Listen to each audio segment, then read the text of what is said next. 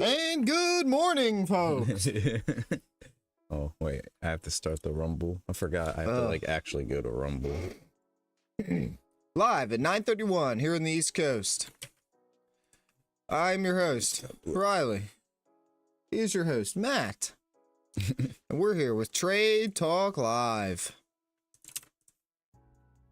This will be another day of making successful trades. Very all successful. Day.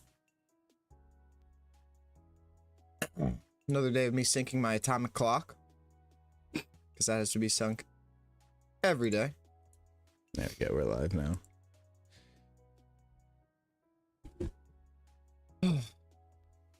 We gotta have a spiel. I want a spiel to run. Yeah, at the start of every stream.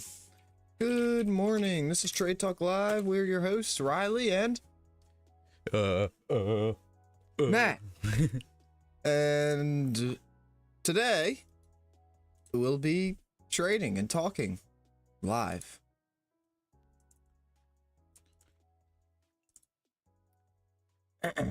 You know what? I'm gonna change this YouTube. Oh, this nice. We got a new subscriber. Thank you, Sanjay Rathi.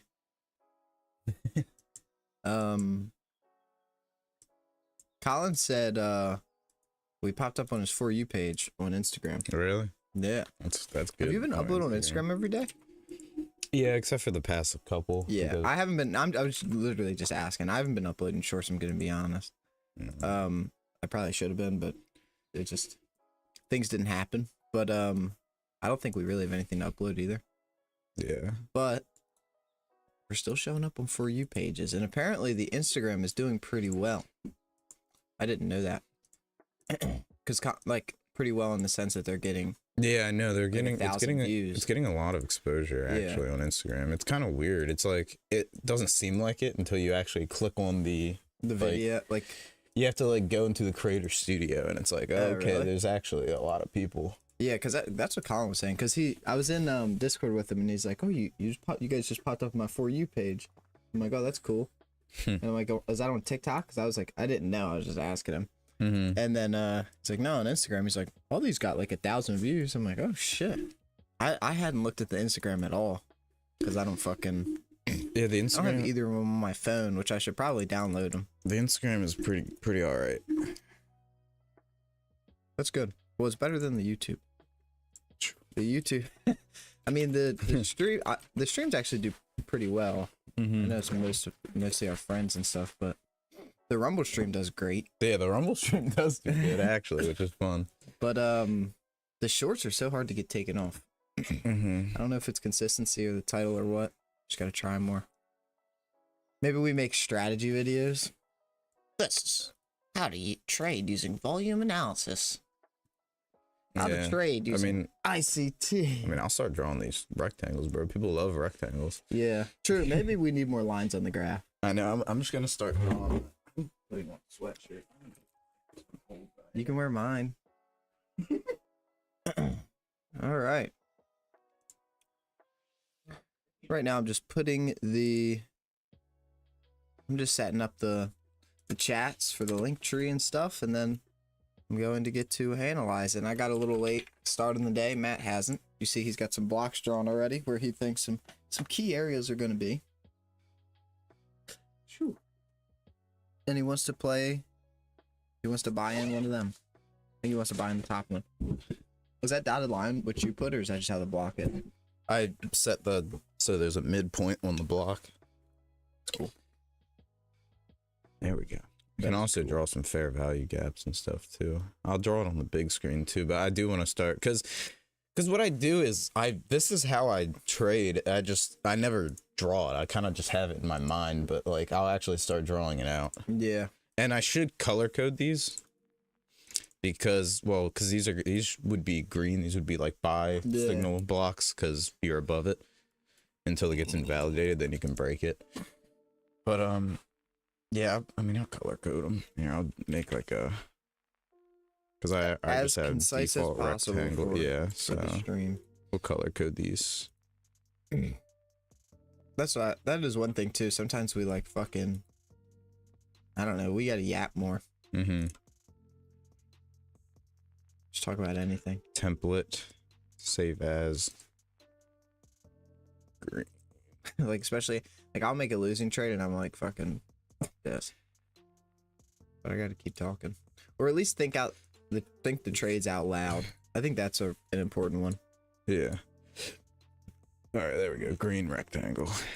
And then I'll make a red rectangle whenever it gets to that point. So it didn't quite make it down into that. So I knew it was going to break over this line though. That's why that was my thesis. I wanted to buy it for it to break over this, but Yeah.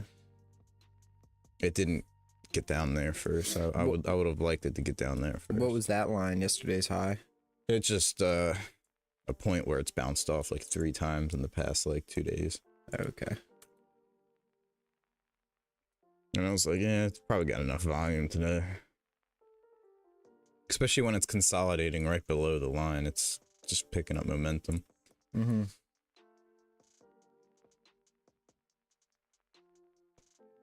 So I have an indicator that kind of draws those boxes for me, but I'd rather just do it order myself. box one. Yeah, I'd rather just do it myself.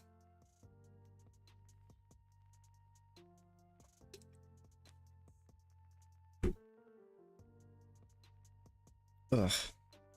Oh yeah, I already put them up there. Didn't forget them. I need to like tape those to my body or something, dude. So I don't understand how I forget those every other time. It's a fairly simple thing. Can you pull up the Rumble chat? Oh yeah. And pull it up this time. Yeah, as if we're gonna have anybody typing in it.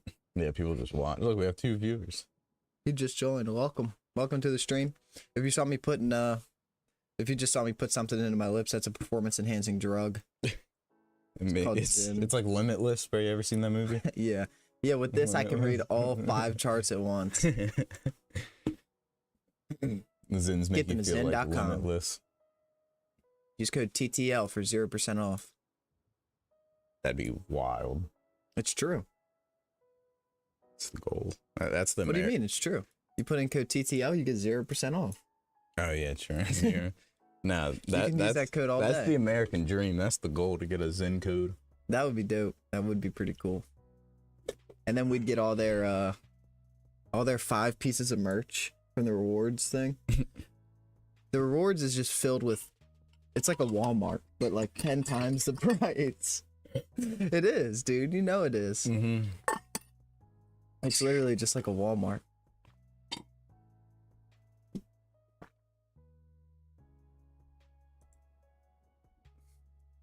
They were having a rewards like a thing. It was 3/6 day. Like March 6th. It was yesterday. I put in a bunch of codes. Like everything was like 10% off. And I had just codes. I just accidentally put them in on that day and they told me about it. And I go on to the website to see like, cause all the rewards were 10% off. So I'm like, okay, maybe I can get like a shirt or something. There's no like actual Zen branded anything. I don't even think it's sold out, because usually it'll still be on there if it sells out. It was all just like iPads and Ring cameras and fucking George Foreman grills. You know what I mean? I'm like, what the fuck? If I wanted this shit, I would just buy it. Cookout. Yeah, like could you guys maybe restock your shirts for this day or something? Your Zen cookout. Yeah, I didn't but it doesn't even say Zen on it. It's just a George Foreman grill. Like, what the hell? I don't know. I don't understand that. I would like to see a pullback. What kind of news are we looking at this morning? Not really much. We had we actually at 10 o'clock Powell. Yeah, the ECB interest rates are exactly what we thought they would be. We're gonna have to watch Powell. Ooh. Oh Jesus! I didn't know that He's was testifying. Happening. Yeah, I didn't know they that got was him on the happening. stand. Yeah. I saw your story post. I forgot exactly what it was. It was just Powell going like, "Fuck your calls, fuck everything." He said that. I didn't listen to the audio. No, it was like a deep fake thing. But no, the caption was funny though. Oh, it was like you in a trade. Oh, that Oh, one. Pal's speaking. Oh, it was Pal's that one. speaking in 5 minutes or some shit. Yeah. That was funny. You post a lot of niche trading memes Yeah. that I feel like everyone's I'm the only one laughing at. probably, yeah, everyone's probably very confused. My brother likes them. Okay. My brother Sure, likes them. sure. He understands. All right, let's see what this does. I might pony up for Is a that coming long. down to you? Yep. Make sure you're on your account. Okay. Oh yeah, sure. I like double checking. Well, they won't let you. Oh, look at that. They added the icons. Yeah, that was a Cool. quiet update. You're gonna try to get in above it? I just want to see validation of it bouncing off this line. Oh, okay. You're playing that. Yeah, which it looks like it was a good one. Yeah. It's always, I miss a lot of stuff like that because I'll have an area that I want to get in or a line set, but it does that. It won't actually ever come down to it. Yeah, it didn't actually touch it. And then it's like, now when do you get in? That's why I struggle with that a lot. Just wait for a smaller, because you're never gonna get a perfect entry. Right. Well, I mean, you will in some points in sometimes. time, and then you're just like, damn, that's a perfect entry. But it's not going to be on purpose. It's not going to be like, you're like, this is the last point. Mm-hmm. Like that was a little weak right there, so that's kind of giving it bias to not enter. Yeah, there's a lot of selling power. Yeah. A lot of strength up there.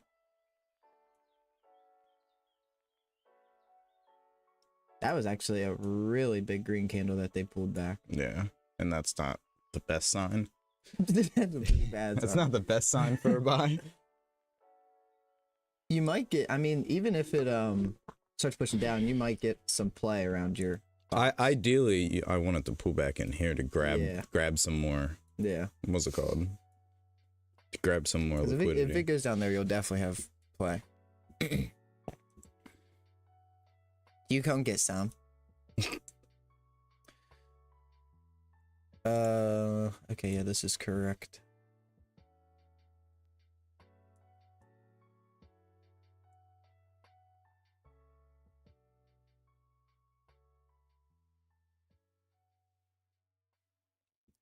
Yeah, after I heard that you slept in a little bit, I slept in a little bit too. Really? I was just laying in bed until like 9, and I was like, all right, I'll go get my Celsius. Yeah.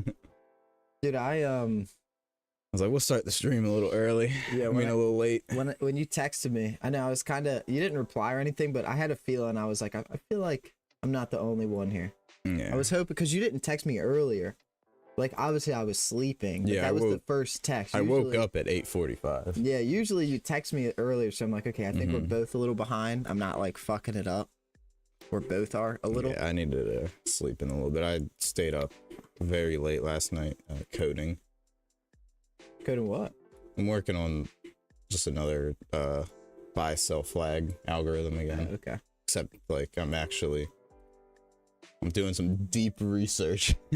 Cool. Yeah. Yeah, dude, I went to get in the shower, and then I turned the shower on, and I like felt my hair. I'm like, what am I doing? I'm like, I don't have time for this. I just turned the shower off. I showered. I mean, not like I'm dirty. Yeah. Washed my hair yesterday. Okay, we're about to enter this zone. Move these down just so they're ready.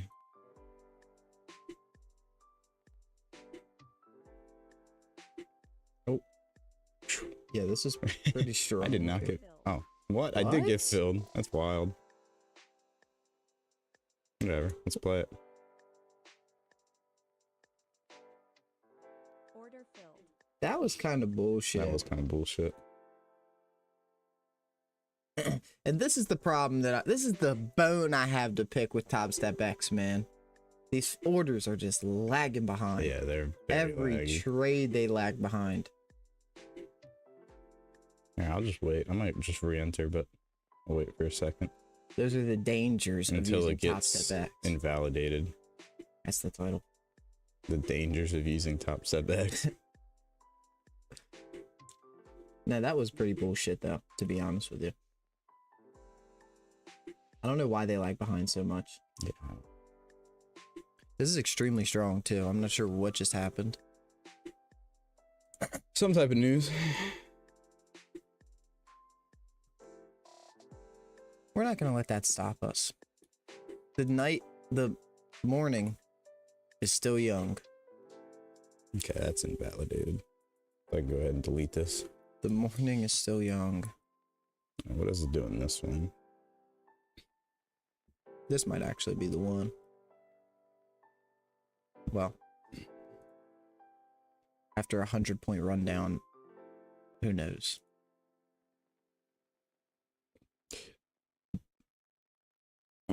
I'll make sure to keep it farther away. Yeah. God damn, look at that candle. Not even up half of it, though. Like I said, we got 100 points for retracing this. Yeah. That's only 20.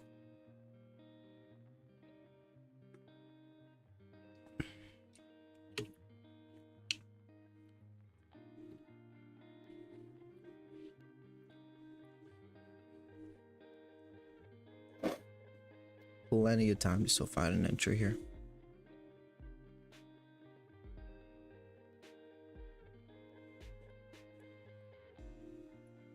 That is such a strong green candle. Yeah. Right there. Still red on the 3-minute. Yeah.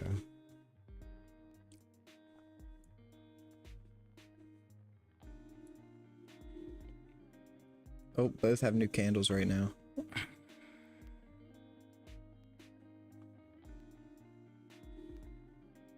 That actually is probably a pretty good entry. I'm gonna sit out on it. Yeah. So. It barely even entered the box. It kind of just wicked into it and then just this candle got ate up. This candle's now having a lot of trouble. Yeah. Got wicked into it and then just ate up immediately. Yeah, that ate. She ate. If anything, I could play short side here and then, because there's a lot of resistance right here. Yeah. It did blast through it, but now it's back up to it and looking like it's having some trouble. If it can get through about 54, it'll probably run to 70. That's my thought here.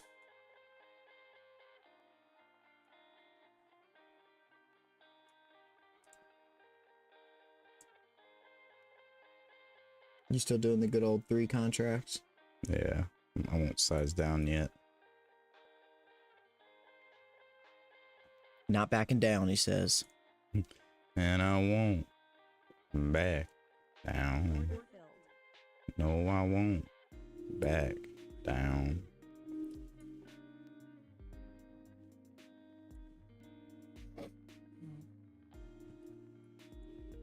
Or maybe I will back down. They got it filled you? Yeah. Oh.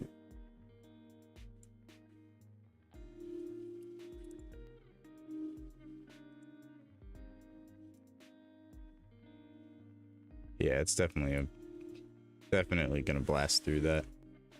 Damn, man.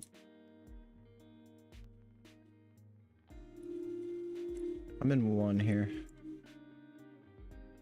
Yeah, 1 is a little bit better. I want to try to play it up to that. God damn it. I'm just gonna let it. Even though I think that was... Alright, let's just wait for I think Powell. I should have tacked on Let's just wait for more. Powell to talk. I would have pulled it down more. I think I need... Okay, why would I put it there, though? It doesn't make much sense. I need to start giving more drawdown on my 1 contract trades. Yeah, because you can afford to take a little bit This more. is exactly what I was... God damn it. How much more would that have been to, like, fucking 3 points? For 15 points? I mean, what was that? That was stupid. I mean, it was negative 97.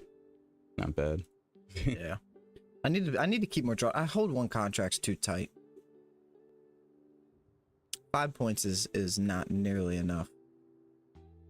Because this is what I was aiming for. Literally just playing 54 to 70. Mm-hmm. Which would have been an easy 15 points. That's all I wanted. But I got stopped and it pulled back like a couple more. Okay.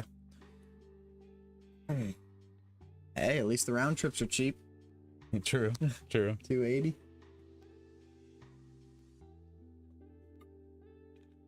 We've had some L days. Yeah, no. Starting off this one on an L day. It's all right. It is all right.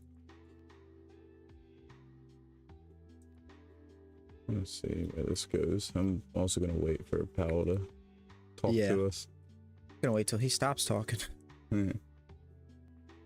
A semi-annual monetary policy report.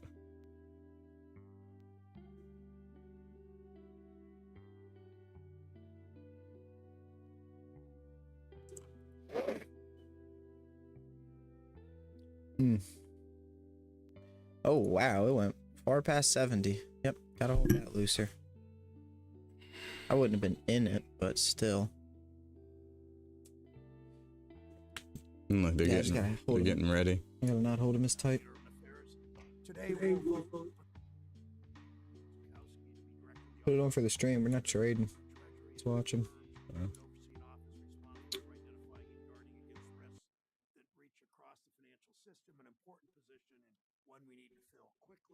Imagine we get DMCA'd by the Fed.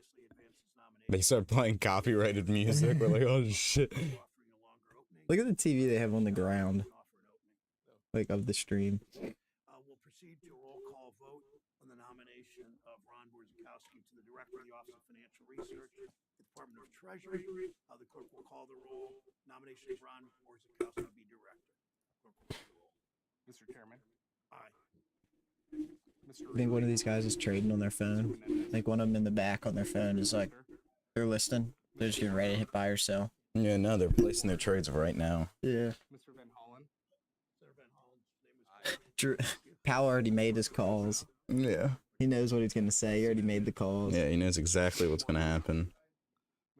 The second he gets done talking and the camera switch, he's going to go on his phone and sell everything.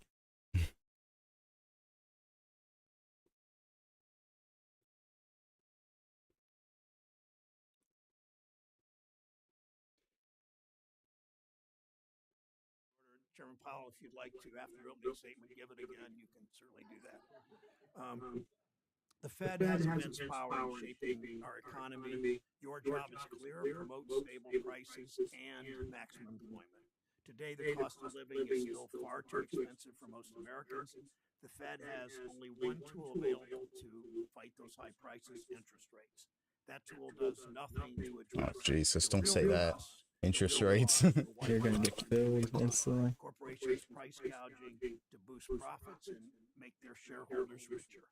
Higher interest rates don't force corporations to lower their prices, but high interest rates are raising housing costs, hindering wage growth, stifling small businesses. We all know that.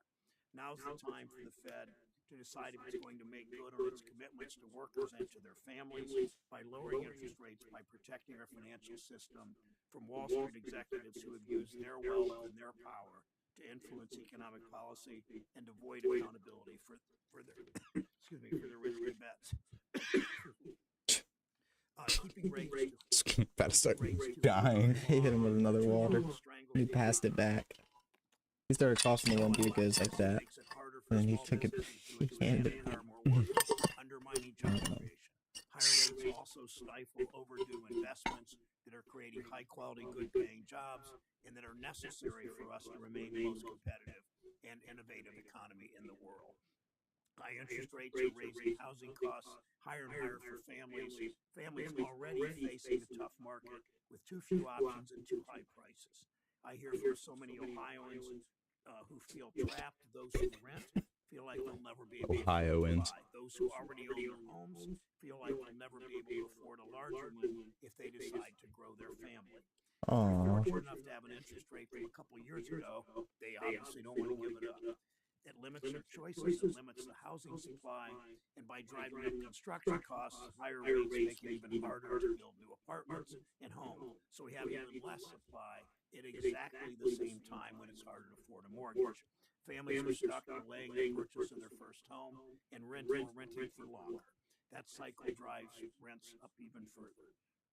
Americans pay a steep price for higher interest rates. Continued high rates are not going to make life less expensive for workers and their families. We know why prices are high years after supply chains have improved. It's the same cause of so many of the problems in our economy.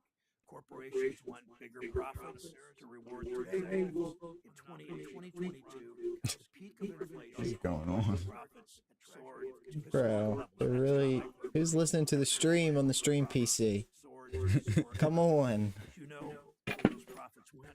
Right into the pockets of their top executives. We're fucking sitting here trying to make money doing the wrong thing. We should just go Gave out nearly produce their streams. Yeah. $1.5 trillion in stock buybacks and dividends. Americans today pay more for Just sit back and kick your feet up. in 30 years. Ohioans would pay for corporate every time you go to a grocery store. Why does it keep talking about Ohioans? I know. I don't know what's up with Ohio. It can't be that expensive in Ohio. Ohio's their own sovereign nation. Yeah, Ohio cannot be that expensive. It can't be. For corporate executive bonuses and stock buybacks. Yeah, they need people there. Yeah, Ohio has to be one of the cheapest states. Charge people more to increase their profits. Fast food restaurants, big stores are experimenting with electronic price tags. He's speaking for every fucking person in Ohio. Making it easier All to 1,000 of them. little by little, making it harder for people to comparison shop and find the store at the lowest price. Many companies increase their profits by charging more for less. The media started calling it shrinkflation. Senator Casey, our colleague from Now Pennsylvania, we're talking about some shrinkflation. Yeah, we're getting Twitter Look at the market. talk in here. Oh shit. Shrinkflation. Shrinkflation. We're getting Twitter talk in here. Mm-hmm. Legislation would stop that kind of deceptive corporate practice. It's the kind of solution we need to take on corporate price gouging. Has nothing to do, Mr. Chairman, as you know, with higher interest rates. The Fed doesn't only set monetary policy. You also make the rules. No, don't say that word either. Monetary policy. We've had some positive development, Mr. Chair, since the last time you testified in June, like the update to the Community Reinvestment Act. Thank you for your work on this. This took years of listening carefully to all stakeholders. All right, I don't care, Mr. Brown. I want to see my boy Powell. You implement this quickly so banks are fulfilling the purpose of the Community Reinvestment Act. I spoke to Ohio bankers yesterday, most of them small banks. They understand the importance of this. The lady in the back looks like she hasn't slept in months, dude. Oh my god. Too much monetary policy. She has been awake for days. Wall Street bets don't pay off. Shareholders and investors are on the hook. Wall Street bets. Examples in this committee, in this Congress, in this country of That is terrible. holding the bag for corporate misfeasance and malfeasance. Holding the bag, bro. Bro, this guy's hip. Yeah. He's a hip old man. Despite the massive amount of money big banks and their lobbyists are spending to trying to kill these taxpayer protections. Let's finish the job. Let's finalize Basel III. Last year's bank failures also demonstrate the dangers of Oh yeah, the bank runs. and oversight. It's entirely predictable. Some pretty big banks just went bankrupt.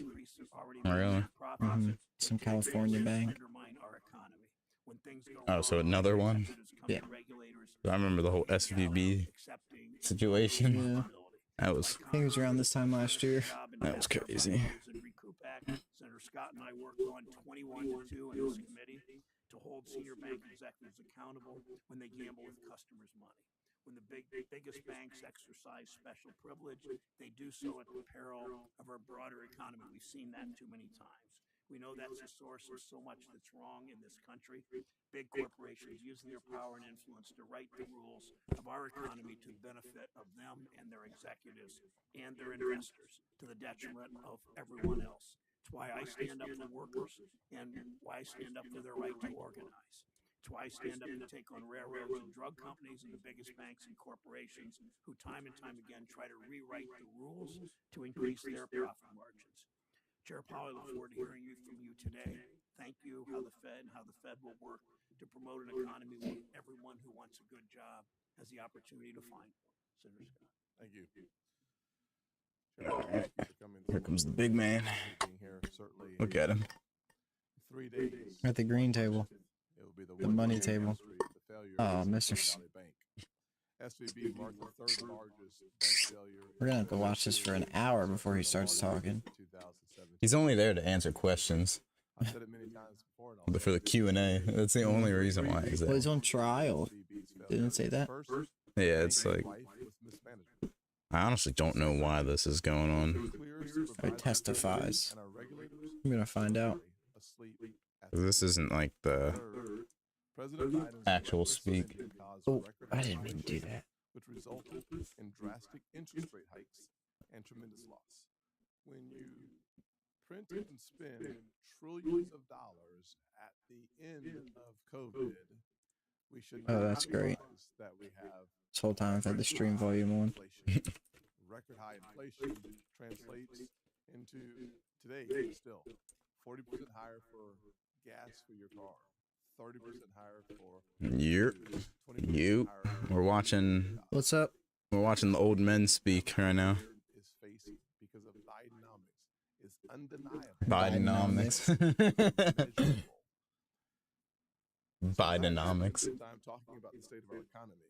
An economy that has been ravaged, as I've just spoken about, by inflation, suffering under the weight of an open border and millions of illegal immigrants, and drowning in disastrous regulations.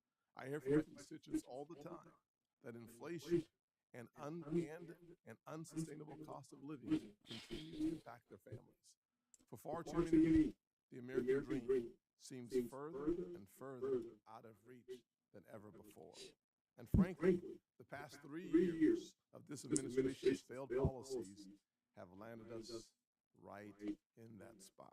In fact, last month, Treasury Secretary Yellen sat before this committee and attempted to spin a narrative of how strong the economy is, how well consumers are, and how much people I gotta get that short ready. thanks to Bidenomics. But in the midst of this, Wonder what parties this guy's with. that many prices Yeah. are not I going wonder what his beliefs are. In fact, she said, and I quote, "We don't have to get these prices down." Tell that to the mechanic working in South Carolina. Tell that to the teacher trying to put gas. Got the other old guy just, yeah. Tell that to Give it to him. Did you hear? Is that Americans are now Bro, the United States is just, it's so funny. It's like a fucking movie. Like, these are the people that control the markets. remains at its lowest How do they get there?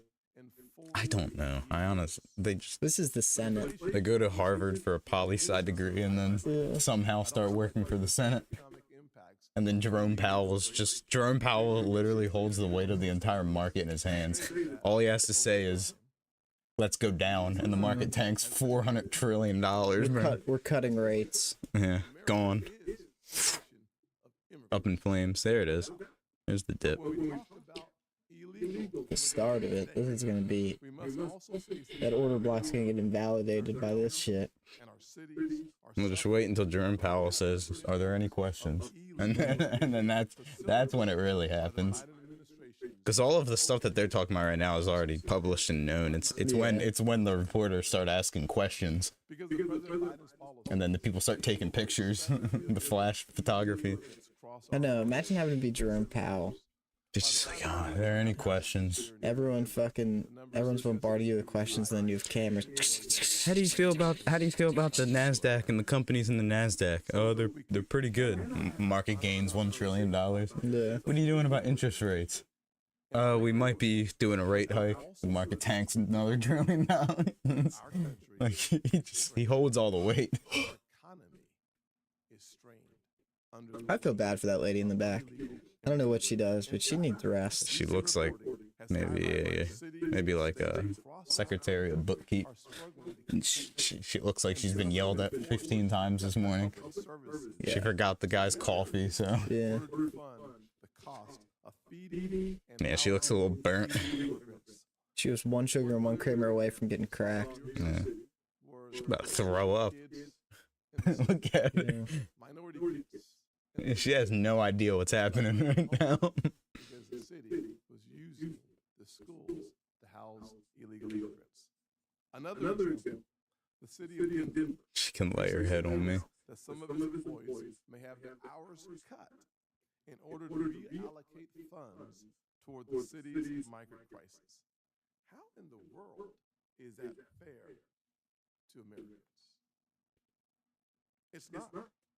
We must get the illegal immigration crisis under control, because if we don't, our local economies will continue to be crushed and opportunities will continue to be stripped from our citizens and their families. I can't believe this isn't moving the market as much. And the negative impacts of illegal immigration were not enough. The tsunami of regulatory red tape coming from our financial regulators further threatened economic opportunity across the board. For months, we've heard bipartisan criticism of the Fed's Basel III endgame proposal, which will restrict lending and access to credit for those who need it the most. I was certainly pleasantly surprised to hear your comments about Basel III and your thoughts on its future. When 97% of the comments that you receive are negative, that's good news. Good news for the American consumer. Good news for entrepreneurs who would like to start a business but do not have access to capital. Perhaps even good news for millennials who would love to become a first-time home buyer. The opposition to Basel III comes from diverse array of interests, from community leaders, farmers, to housing groups. We've even heard opposition in this very room, on this very committee, from Democratic senators. I look forward to hearing your testimony and looking forward to asking some questions as well. Thank you, Senator Scott. We'll hear today, as we do every 6 months at least, from Chair of the Federal Reserve, Jerome Powell. These two are just going at it. Please proceed. We got Ohio and South Carolina. Oh, here he comes. They should have like an intro. There he is, the Honorable Jerome H. Powell. With the U.S. Senate cups. The U.S. Senate double cup. He has the double cup, bro. He actually did. And look, as soon as he starts talking. Dude, that is a fucking... I want to sip out of that cup. Above the FOMC's objective of 2%, it has eased substantially, and the slowing in inflation occurred without a significant increase in unemployment. As labor market tightness The Senate double up cup. The roads to achieving our employment and inflation goals have been moving into better balance. Even so, the committee remains highly attentive to inflation risks and is acutely aware that high inflation imposes significant hardship, especially on those least able. It's crazy because in our lifetime we'll see Jerome Powell get replaced by somebody else. They're not going to be nearly as good. The FOMC is strongly committed to return inflation to its 2% objective. You think pretty highly of this guy, huh? The Honorable? The Honorable Jerome H. Powell. There's just so many. It's probably going to be fucking Jeremy Powell, his son. I don't know what his son's name is, but I wouldn't doubt. Mr. Jerome, I have to pay for college. Can you help me out? Yeah, just go short right here. Wait until what I'm about to say. His son like asked him for money in the morning. He's like, just short the NQ. Yeah, just short the NQ today. Trust. Short the NQ. Sell at 10:30. Activity in the housing sector was subdued over the past year, largely reflecting high mortgage rates. High interest rates also appear to have been. Don't set a stop loss. The labor market remains relatively tight, but supply and demand conditions have continued to come into better balance. Since the middle of last year, payroll job gains have averaged 239,000 jobs per month, and the unemployment rate has remained near historical lows at 3.7%. Strong job creation has been accompanied by an increase in the supply of workers, particularly among individuals aged 25 to 54, and a continued strong pace of immigration. Job vacancies have declined, and nominal wage growth has been easing. Although the jobs to workers gap has narrowed, Double gulp cup on the fucking Senate. Yeah, look at that. Draw like a circle with an arrow around it. Yeah, this is the thumbnail. The Honorable drinks lean. The Honorable sip and drank. The Honorable drank sipper. Over the past year, but remains above the FOMC's longer run goal of 2%. That shit's crazy. Total personal consumption expenditures. How much alcohol do you think he has in that? 2.4%. It's just Kettle One on the rock. It's just straight kettle. Excluding volatile food and energy categories, core. He's like, okay, I'll do this again. rose 2.8%. I'm surprised they don't have the Senate branded water bottles too. But they're not giving brand recognition. Yeah, I can't believe they actually didn't take the labels off. Yeah. He just forgot to. broad range of His assistant's getting services, bitched I out. want to know what company makes the United States Senate cups. Yeah, that's a good Probably question. Dixie. After Oh, yeah, significant probably. increases in monetary policy since early 2022, You're gonna Google has it. maintained the target range for the federal funds rate at 5.25% to 5.5% since its last meeting, its meeting last July. We have also continued That's such a to niche thing to try to find out. and in A new bill by the Senate a restrictive situation of would monetary make paper cups illegal. Oh, well. on economic activity and inflation. We believe that our policy Look at that. Do you see this candle? It just keeps teleporting. evolves broadly as expected. It will likely Look at it. in dialing back policy restraint You see that? point this Oh, year. what the fuck? Yeah. But the economic outlook is Oh my uncertain, and God. Here's a mug. toward our 2% inflation objective is not assured. Get that man that. Come on now. Policy rates straight I want one. Is this on eBay? Yeah, there's a bunch. Holy shit, look at this candle. we've seen in inflation, and ultimately require even tighter policy to get inflation back to 2%.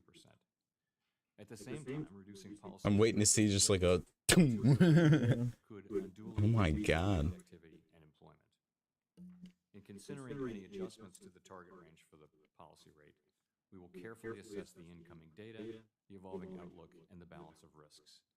The committee does not expect that it will be appropriate to reduce the target rate until it has gained greater confidence that inflation is moving sustainably toward 2%. We remain committed to bringing inflation back down to our 2% goal and to keeping longer-term inflation expectations well anchored. Let's see how people like inflation talk. Set the stage for achieving maximum employment and stable prices over the longer run. To conclude, we understand that our actions affect communities, families, and businesses across the country. Everything we do is in service to our public mission. We at the Federal Reserve will do everything we can to achieve our maximum employment and price stability goals. Thank you. Thank you, Mr. Chairman. You've acknowledged the Fed likely waited too long to raise rates when prices shot up in 2021. We can't make that. We can't make that mistake again, Mr. Chair, at the expense of workers. If the Fed Oh waits God, here too comes the long, questions. it's increasing, it may be Here comes the questions, boys. Hold on to your hats. Why should the Fed act now to prevent workers from losing their jobs rather than reacting after the fact? So we're well aware of that risk, of course, and very conscious of avoiding it. And what we said is if what we expect and what we're seeing is continued strong growth, strong labor market, and continuing progress in bringing inflation down, if that happens, if the economy evolves over that path, then we do think that the process of carefully removing the restrictive stance of policy can and will begin over the course of this year. I mean, I know we've had this conversation publicly here. Let's get another climate activist in here. You know, when people are hit A That'll- whole bunch of them. Yeah, that'll tank the market. When companies try to cut costs with layoffs, this town too often seems to forget that maximum employment is part of the Fed's dual mandate. Let me ask you about bank supervision. Senator Scott mentioned that. Last year's bank failures illustrate the need for strong oversight. SVB grew too big, too fast. Fed supervision didn't react decisively enough. The Fed, in response, undertook an assessment of its supervisory process to identify and address gaps related to the speed, the force, the agility, if that's the right word, of its supervision. Explain what concrete steps the Federal Reserve's taken to strengthen supervision in any specific areas where work to make improvements is ongoing. So this is a very broad area of work. There are We're going up. many people in the Federal Reserve System who are involved in supervision, thousands of them, and it's a rule book. And so there's been careful study and thought and a lot of listening to understand. We teleported again. Those goals of being quicker and more effective, basically, is how I would say it. If you look at Silicon Valley Bank, we weren't quick enough and we weren't effective enough where we were in, and so we're working hard to develop a new rule book and another set of practices, which is still going to be evidence-based and fair, but it's going to involve earlier interventions and more effective ones. And I think this is work that's ongoing and will be for some time. Thank you. The job of the Fed, of all public officials, is to serve the American people, not their stock portfolios. We've seen abuses in this body. We've seen abuses at the Federal Reserve. I wrote you last month asking the Fed to identify substantive substantive penalties for board officials who violate the trading rules.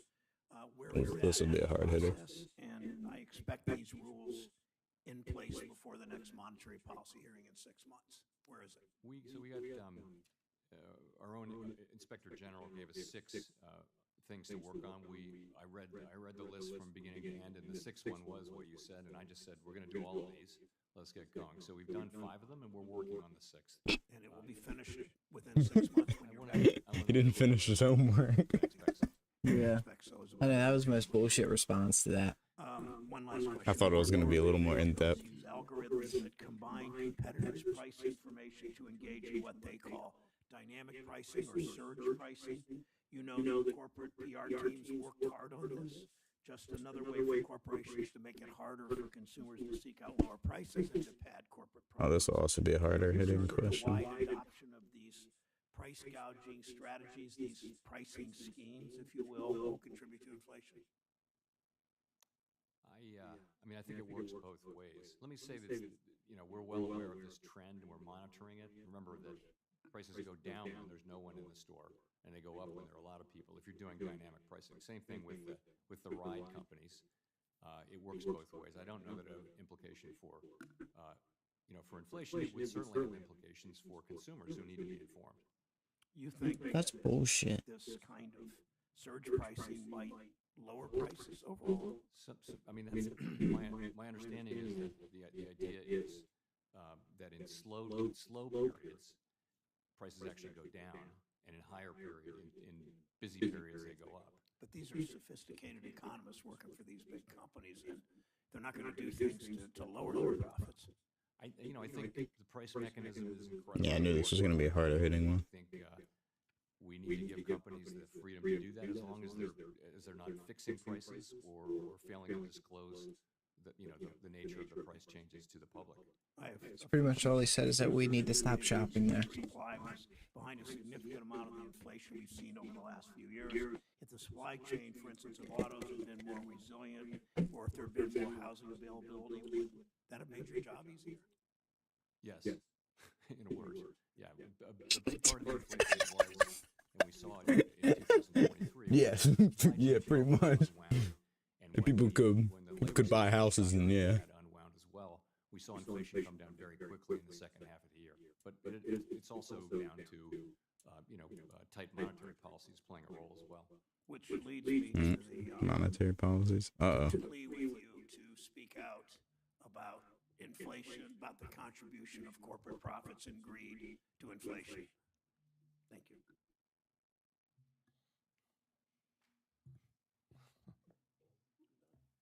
He pretty much just indirectly supported that dynamic pricing thing, which I think is bullshit. Yeah. More often? Is that what? That would be a nightmare, and I'm awake. So, what I would say, however, is that the fact of the matter is that so often I feel like this guy's going to hit the hard hitters. Yeah. I listened to what you said, which was remarkable. The fact that 60% of Americans today can't afford $1,000 emergency. I can't imagine how the average millennial affords a down payment for a home. I can't imagine how they take into consideration when they're looking at a snapshot of their financial future, fixing. Oh, yeah. Sweden joined NATO, by the way. Really? Yeah. Huh. So we have I think pretty much every country except for Sweden in NATO now. Except for Sweden. Or except for Switzerland in NATO. But Ukraine is in NATO, I believe. is a combination Yeah, I think we allowed them in there. of I'm pretty sure Putin said that and crime. if that happens, there's going to be Every issues. single week, there's another story. Well, yeah, because we get him in NATO, that means he's going to war with NATO. And, Yeah. and American taxpayers are footing that bill. Like I mentioned in my opening statement, just recently in It's Denver, pretty interesting. we saw city workers. We're just funding them because we like them. But they're just cool guys. zeroed out. Yeah, They're just cool their guys. country's definitely not. It's not because their country's filled with tungsten or any There's no ulterior heavy motives. metal. Definitely no phosphate in that He country. apparently doesn't even want the whole country. He just wants his little area back. Hey, it does. Because of the crime. But No, there's no ulterior motives. What would you think? Why would there be ulterior motives? Yeah, we don't care about the massive phosphate and tungsten and steel creation in that country. We don't care about it. We don't care about starting a war or We don't care about all the mines. trying to kick up our manufacturing. None of that's important. No, We just think it's a crime against humanity. Same with Gaza. we're doing what we do to many African countries. We just put them in a massive amount of debt that will never be able to pay off. So they pay off by just giving us all the resources over the course of like 150 years. Like that's what we do. Yeah, we just stand up for humanity. Yeah. There's no ulterior motives. Switzerland joining NATO. I mean, Sweden joining NATO is pretty cool though. Yeah. You know, they're never gonna do anything. Or get into. They just buy them. They just don't do anything. The military's small, but it is pretty powerful. They got some good stuff. I'm sure. But who bothers Sweden? They I don't probably think they did anything both world wars, right? They never had a problem. well, they got taken over by Germany. Oh, did they? Yeah, they got overran. very- And then same with the well, no, they fought. Norway they got tried to fully, fight. yeah, Norway got fully taken. I think Sweden did as well, maybe. It's none of our business. You know what country didn't though? Immigration policy, and we Greece. Ah, Greece. Hoorah! War torn as fuck, but they didn't fall. And it was also because it was Italy leading that front, and Mussolini was kind of a dumbass. He couldn't do anything right. They just conceded. Bro, every war Mussolini, every front that Mussolini was like involved in, he just catastrophically failed the front. Like he couldn't even take Ethiopia. He couldn't do anything. He couldn't do anything right. as far as I possibly could from the current political context, and it's really not He actually couldn't do a single thing correct. that way. And the way we Hot do take. it, one of the ways is by staying out of I mean, it's true. Like, so There's a reason they all went to fucking, real, I don't deny that, but they're what is it, Ellis Island, decades before that. All the Italians left. They weren't fucking with that. what was this question that he asked? I don't know. I'm gonna go fill up my vitamin water with water. I'll be back. No, all right. You want me to fill up your thing? Yes, please. Take the lid off, sir. So we do, as a congressional budget office, we do try to estimate population, and we try to estimate the effect of immigration, legal or illegal, on the size of the workforce and on GDP. If you look at the congressional budget office has, as you probably know, a detailed assessment of all the things like that. We don't really have a way, and we do look at the finances in the aggregate of state and local governments. That's in the hiring that they do.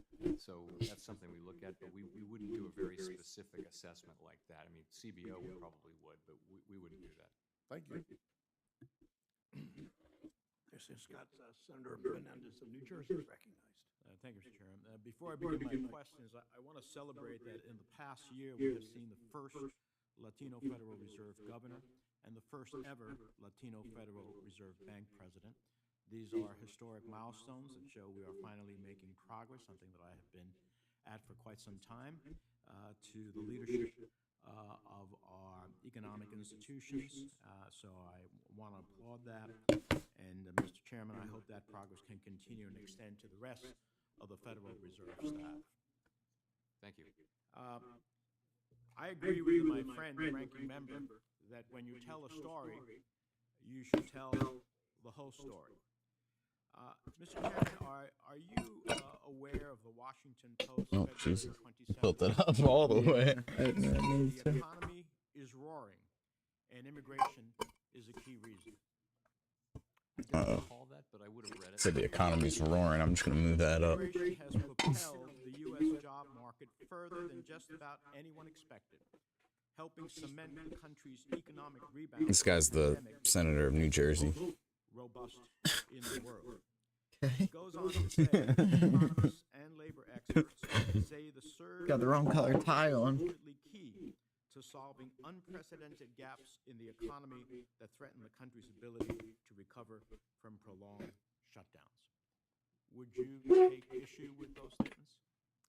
there are a lot of adjectives and adverbs in there that you wouldn't see in Fed world. But Take out the He said, "Fuck you." Did you hear that? He didn't say fuck you. He said there's a lot of adjectives and adverbs used that's not used in the Fed world, so pretty much I'm not answering that question. I didn't even hear the guy's question. I wish I would have. It was labor force participation. It was a very drawn out question. That's what they do. They can ask these questions in like 5 words, but they don't. Yeah, They just draw them out. they got to sound smart, you know. Bigger, and those are probably in part effect. This is without making any judgments on immigration or immigration policy, but I think that's an economic I'm not factor. suggesting that. I'm just suggesting the facts are Yep. that we had 10 or 11 million jobs that were going unfulfilled in our economy. They lacked the productivity that is necessary for success economically. And as part of that, clearly, immigration helped fuel part of our revival coming out of the pandemic. In fact, those were the people who were the essential workers when the rest of us were staying home. So I agree we need to do what is necessary to have a regularized border. But I also think that just to create the context of immigration as a scourge is absolutely wrong. Let me turn to another question. In my One way to put it. sticky inflation we've been seeing in the housing sector is principally due to the massive nationwide housing shortage. The Fed's monetary policy report attributes the shortage to restrictive zoning, high interest rates, and tighter underwriting by banks. I would also add to that list underfunding of key HUD programs that shore up and expand our supply of affordable housing. If the housing supply shortage continues to grow, are we likely to see continued housing inflation? Yes, we are. And housing's already becoming less and less affordable for low and middle income Americans. According to the National Low Income Housing Coalition's 2023 Out of Reach report, a worker earning the minimum wage in New Jersey would have to work 2 full-time jobs to afford a modest 1-bedroom rental home at fair market rent. Do you agree that increasingly unaffordable housing is a problem for the economy? I think there are 2 things going on. One is a longer-term housing shortage, and the other is the pandemic effects and the associated higher interest rates, which See you, Nate. Have a good one. Yeah, you too. I don't know why it took me so long to read that. will still have underlying housing I give it 5 years until Kansas is just one big strip mall. pressure on housing. They're like, housing crisis. Look at Kansas. They just a straight line down You know how I-70. many apartments we could fit in Kansas? Yeah, they're not even gonna build single family homes. They're just gonna build Apartment buildings. It's gonna be the strip. I'm worried about how this dynamic will interact with the recently proposed capital requirements proposal, which, according to analysis from the Urban Institute, would disproportionately increase the cost of mortgages for Black, Hispanic, and low and income moderate borrowers. Given this, isn't there a risk that if the capital rules implemented without changes, that it could make it even harder for disadvantaged borrowers to attain home ownership? There is a risk like that, and we're very focused on it. And hopefully you're working to mitigate it. Yes. Thank you. Thank you, Mr. Chairman. Thanks, Chairman. Hopefully you're working to mitigate it. From Yes. South Dakota. Thank you, Mr. Chairman. Chairman Powell, welcome back. Look, Who is this guy? First of all, Mr. I Rounds. appreciate the way that you've approached the discussions. and Yeah. Look, this guy's gonna walk him down. And your desire to stay as Nah, I think they're friends. with regard to the politics involved in an election. They're gonna go have a drink after I have this. some questions here, specifically with regard to the Basel III Endgame proposal. An analysis of that proposal found that 97% were either opposing it or expressing substantial concerns. In the hearing last March on the Monetary Policy Report, you stated that the Federal Reserve is a consensus organization, and you said, and I quote, I will do everything I can possibly to bring people together in consensus and have a capital framework that could be broadly supported. My question to that is, do you currently believe that there is a consensus on this capital framework? I believe that we will have one. I'm fairly confident that we will have such a consensus when we do move forward. So we could expect that you will probably not call a vote on the proposal until you believe that there is a consensus? I I think that's right. I mean, we're just in the process of digesting the comments and then making the appropriate changes. Thank you. As you are aware, I've weighed in several times on the concerns that I have with regard to Basel III Endgame, including I'm concerned about the lack of transparency, the negative effects on mortgage lending and home affordability by disincentivizing banks from offering high loan-to-value loans that primarily help first-time home buyers and low to moderate income borrowers. I'm concerned that the proposal will make buying a home harder than it already is for many. And further down the road, I fear that it could disincentivize mortgage lending from the largest banks, particularly with regard to the secondary market and their impact on even smaller banks that do business with them.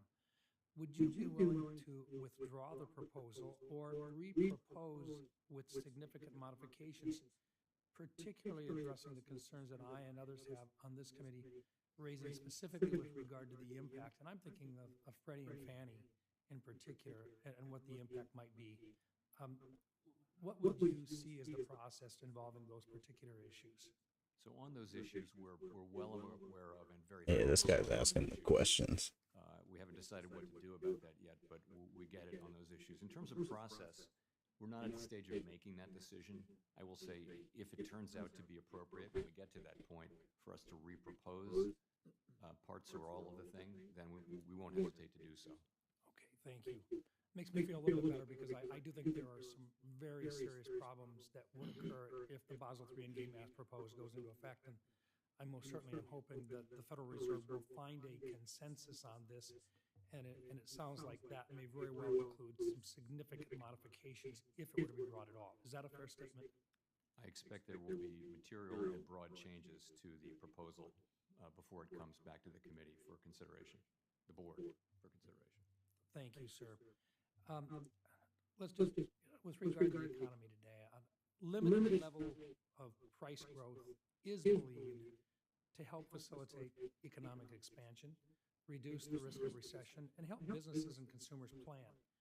However, during the Biden administration, we saw inflation climb to 13%, and those prices are now the new norm. I know that you Inflation. not to comment on the administration's fiscal policy, but it is well known that I really do believe that gold's doing. high prices have been a direct result of President Biden's policies, failed in many cases, that the Federal Reserve has limited tools to address some of the problems that these policies created. We talk about supply side versus demand side on these costs. What have been some of the unintended consequences from raising the federal funds rate as rapidly as you felt that you had to as the chair and as the committee?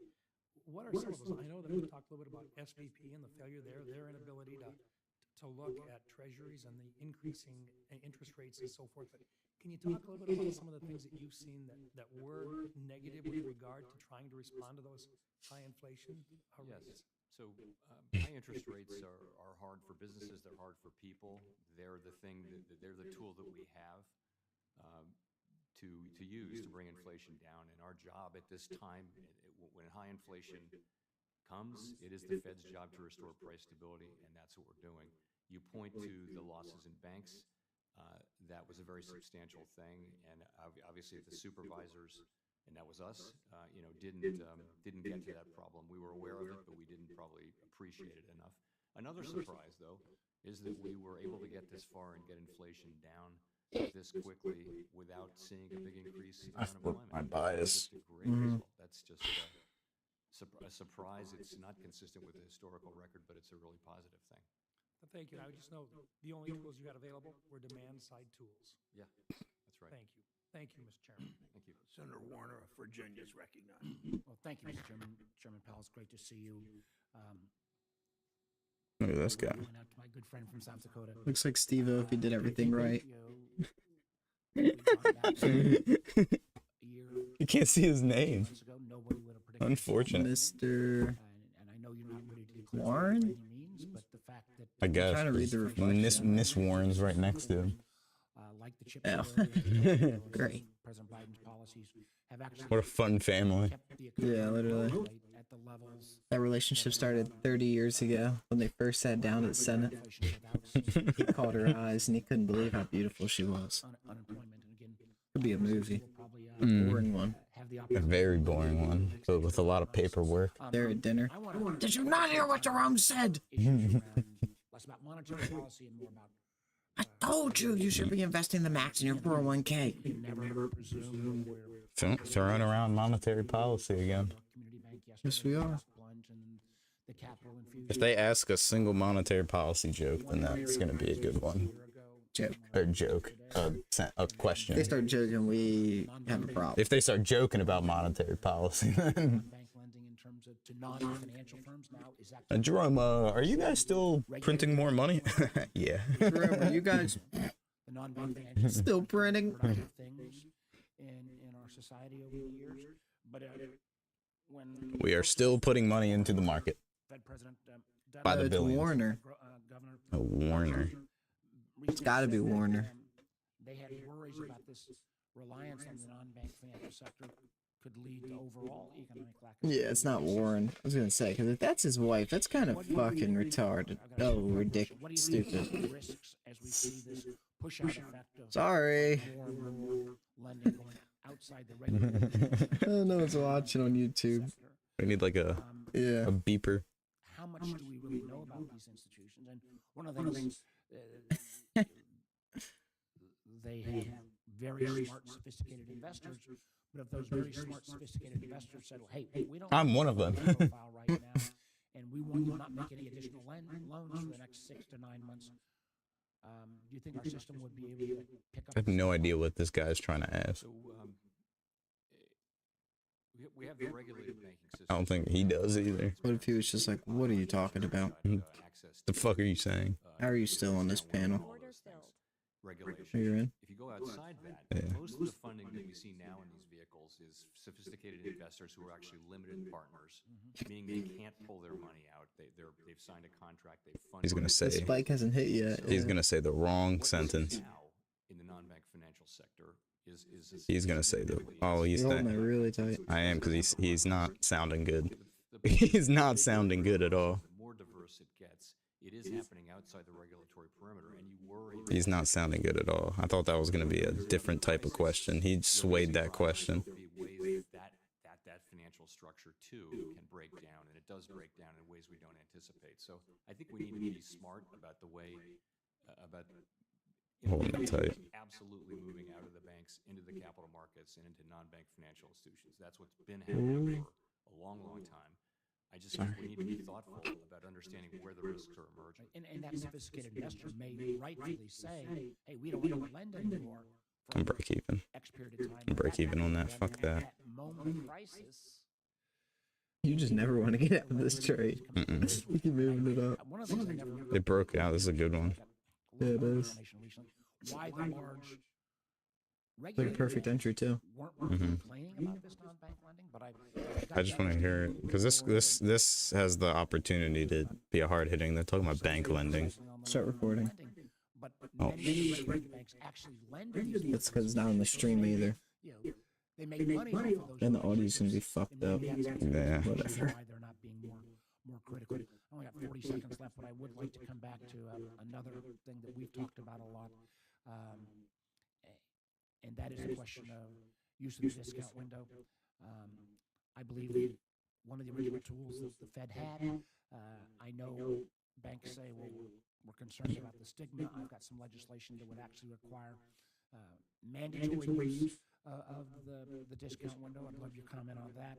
And also just the idea that having the mechanics. Bro, he's talking too long, bro. He needs to chop chop. You know what I mean? If they wanted to use it for non-bank hours, could they get access? There's a lot of work to do on the discount window. You're absolutely right. A lot of work to do. Brought up technologically into the modern age.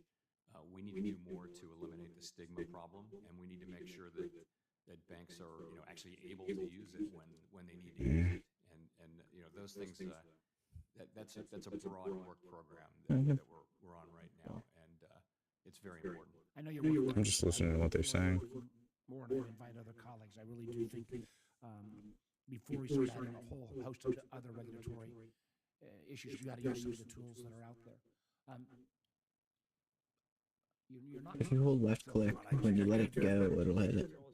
If you just want to be like hella ready. I was about to take. And I think you can drag off. Yeah. Welcome, Chair Powell, and Gus sends his regards. If you have time after the hearing, you ought to go by and see him. He's a dog in our office. But I don't want to disturb his nap, but but thank you for being here. I want to get back on this Basel III proposal. Senators Lummis, Coons, Gillibrand, and I sent a letter indicating our. This could also be a good one. Proposal. But I think it's also worth noting that the number of other organizations, a diverse group that are not normally aligned on policy. You got bank trades, National Housing Conference. Oh yeah, keep talking about bank trades. For Humanity, National Community Reinvestment Coalition. What's your exit strategy? Who have concerns with the current. Just shitting it as long as I possibly can, but if it pulls back down to this, I'm just gonna hop out. You know, we're trying to make the best of what was found. Any form of weakness, I'm just running. The category of people who think that it should be reproposed, because I think There we go. one of the reasons why Will you get out if it touches you? Mr. At the top? Is I felt like we were Possibly. Depends on what they say. before he ever got confirmed on I mean, that's a hell of a contract. going to be in this place some months or years later, and here we are. And I think the industry felt the same way. All of these stakeholders. Some of them are in banking trade. Some of them are on the other side of the spectrum. So I'd like Might as well just get out of that. Or provide some weight to the idea that we should. I wish I traded with 2, but it's too much. Yeah. No, that was good. You brought back a lot of your drawdown. Mhm. I liked what they were saying. They were talking about bank lending. I think the prior Fed Good trade. had made comments publicly. People are bank lending, the banks are making more money, and the banks hold a lot of weight. What we did hear in this proposal, and I heard in that dialogue, is let's deal with puts and takes. Let's talk about raising capital requirements, but let's also talk about reducing the cost of the regulatory burden today if we can do it responsibly. There's no evidence. This guy switched the subject. And I think that may actually produce a different set of comments that would be instructive to a final proposal that I think realistically will include some increase in capital requirements. So over what time horizon do you think we would expect to either see try to make the best of this foundation or go back and take a look at a new foundation and repropose it? You know, we're going to work through it as quickly as we can and should. I will say it's more important to get it right than it is to do it fast. We're not in a hurry. But my guess is we'll work this out over the course of this year. Yeah. Well, if you take a look at the outsized cost of operational risk, the long list of concerns that I've publicly and privately expressed on the current proposal, I do think sometimes it's easier to knock down what I think is a poor foundation and build a better house. So again, just wanted to make that comment publicly. I got a question about shrinkflation. I tell you, some of these words that we come up with, but President Biden's using the idea of shrinkflation and chastising manufacturers for creating smaller portion sizes for potato chips. I'll use that as one example. But if you have rising input cost, and you're not able to control that, and you're in a marginal business to begin with, and now you're saying you can't even reduce the quantities. How does a business that's not making a profit make that work? You know, I mean, we see inflation as at the aggregate level as a mismatch between supply and demand. Yeah. And as we've seen supply get better and we've seen demand cool off a bit, it was very hot coming out of the pandemic. We see inflation coming down. We saw food inflation, between 2010 and 2021 at 18% over 11 years, and over the last 3 years we've seen it at 21%.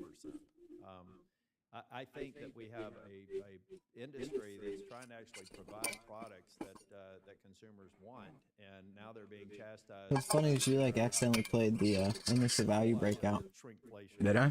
Yeah, No. you got in at 41. And Well, I was broke out. looking at that too, Record, I want to stay on time. like a little bit, I guess. Well, But I was like have a looking at question. I think that here. Yeah.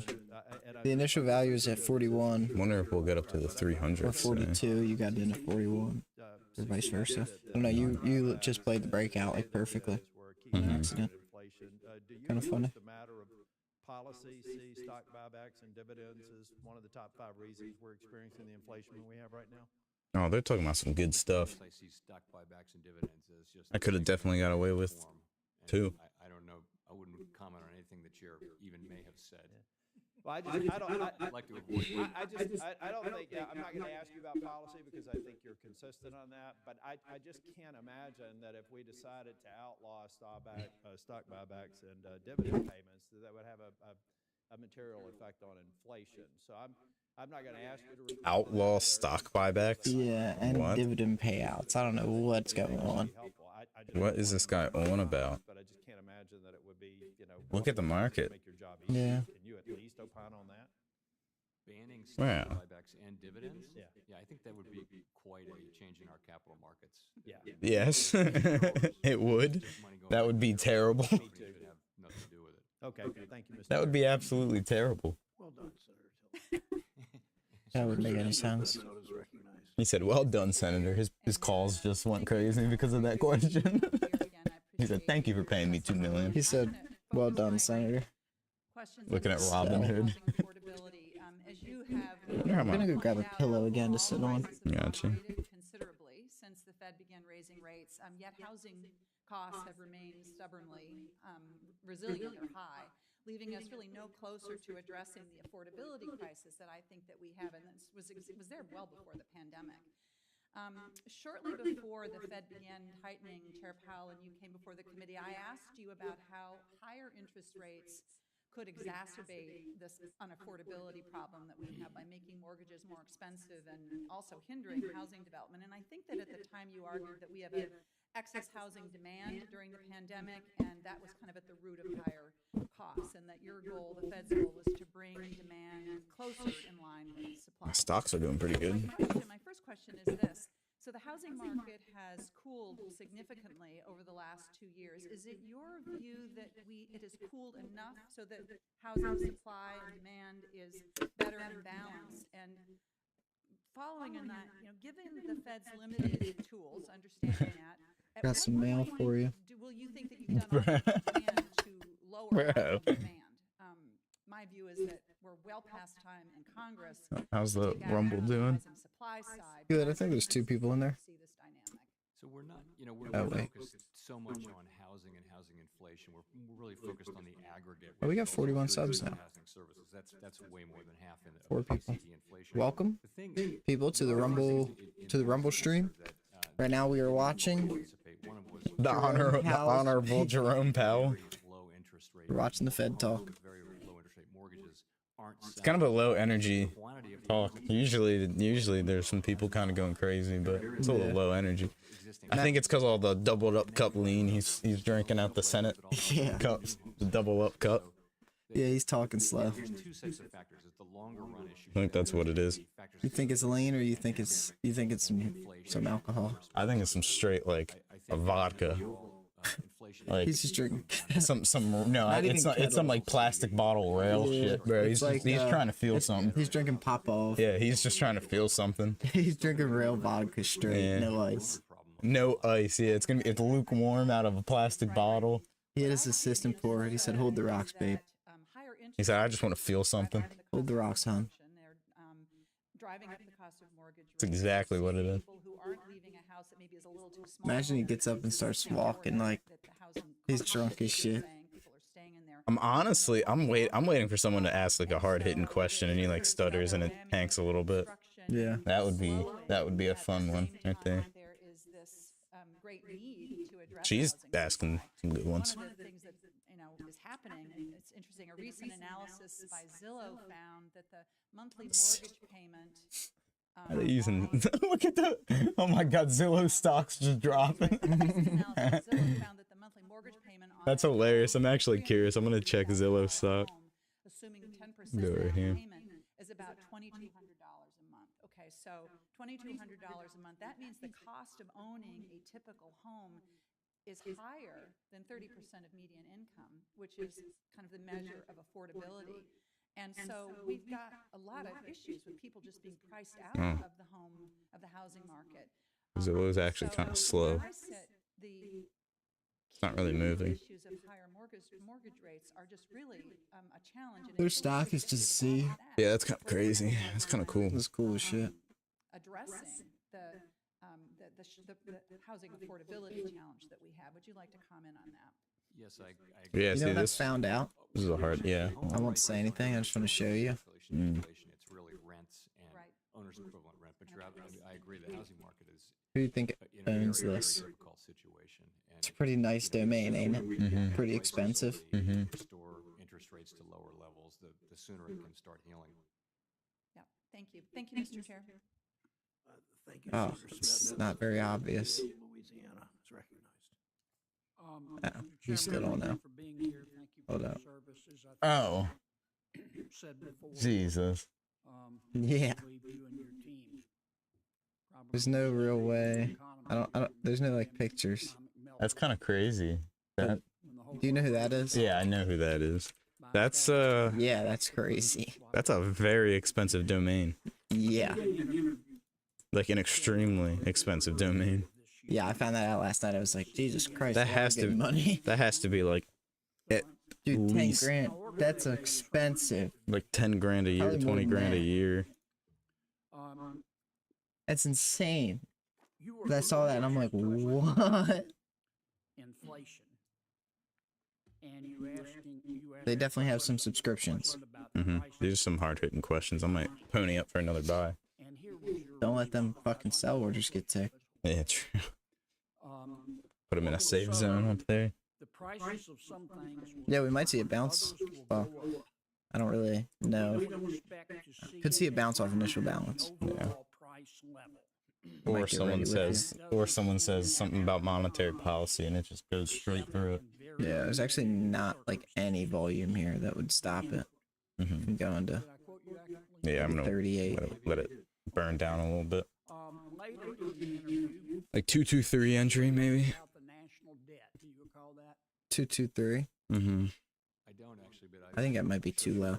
Okay. Okay. Well, at least Yeah. according to the transcript, your answer was, and again, I'm quoting you, in the long I think if it goes down there, it'll probably get the stuck. United States is on an unsustainable fiscal Ooh. The U.S. federal government's on an unsustainable fiscal This guy was alive and JFK got shot. and that just means Well, I guess a lot of people were. This guy was middle aged. Yeah. Yeah, yeah. it is unsustainable. This guy's old. Do you remember saying that? I've said that many times. I think that's uncontroversial. Okay. Uncontroversial. Later in the interview, you said, I want to quote, you know, Yeah, this guy's good. integrity is priceless. And at the end, that's all you have. And we plan on keeping This guy has the fucking text receipts, bro. He's reading. They were texting last night and he's exposing him. I think 25 would be, or 35 would be a decent. He said, entry. "You said." you read the article in the Wall Street clear Journal bounce. entitled, quote, Doesn't want to enter that volume channel. "Nude photos and a boozy No, it's clear bounce off initial balance though, but it hasn't FDIC been super strong. What up? They're talking about the FDIC now. Might see something. You read the article entitled, I quote again, FDIC lawyer stayed on paid leave for weeks after child porn arrest, end quote. I don't remember that one. Wild. Banned. Wild. Wild. Banned. Journal, quote, Outlandish. Outlandish. known temper, ignore bad behavior in workplace, end quote. Honestly, I don't. I read so much, I can't. I'm not looking for a buy anymore. He said, "I'm not recalling. I read hella. My brain is huge. I'm always reading. I have a lot. I have a lot of wrinkles. I'm not looking for a buy anymore. I have a lot of wrinkles in my brain. I am because These are the questions. this guy's gonna stop talking in like 30 seconds. Article, Bro, did you read this one up? female risk management examiner during lunch with a male examiner said she had become friendly with that examiner, and he complained to her about his marriage, allegedly, telling her he wasn't getting enough sex. And she allegedly said, quote, obviously, Talking about sex in a money meeting. said, obviously, if I walked into this office, I love the United States so much. fuck you right here.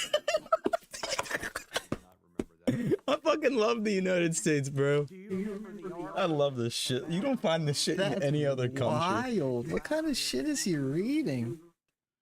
Who allegedly was demoted in 2014 to a non-supervisory examiner position in Tulsa after having sex twice with a subordinate female employee and a number of other rule violations. In this article, it says, allegedly, Mr. Ditch had urged the woman to not, quote, be a pussy, close quote, and drink a shot of whiskey during work hours, the records show.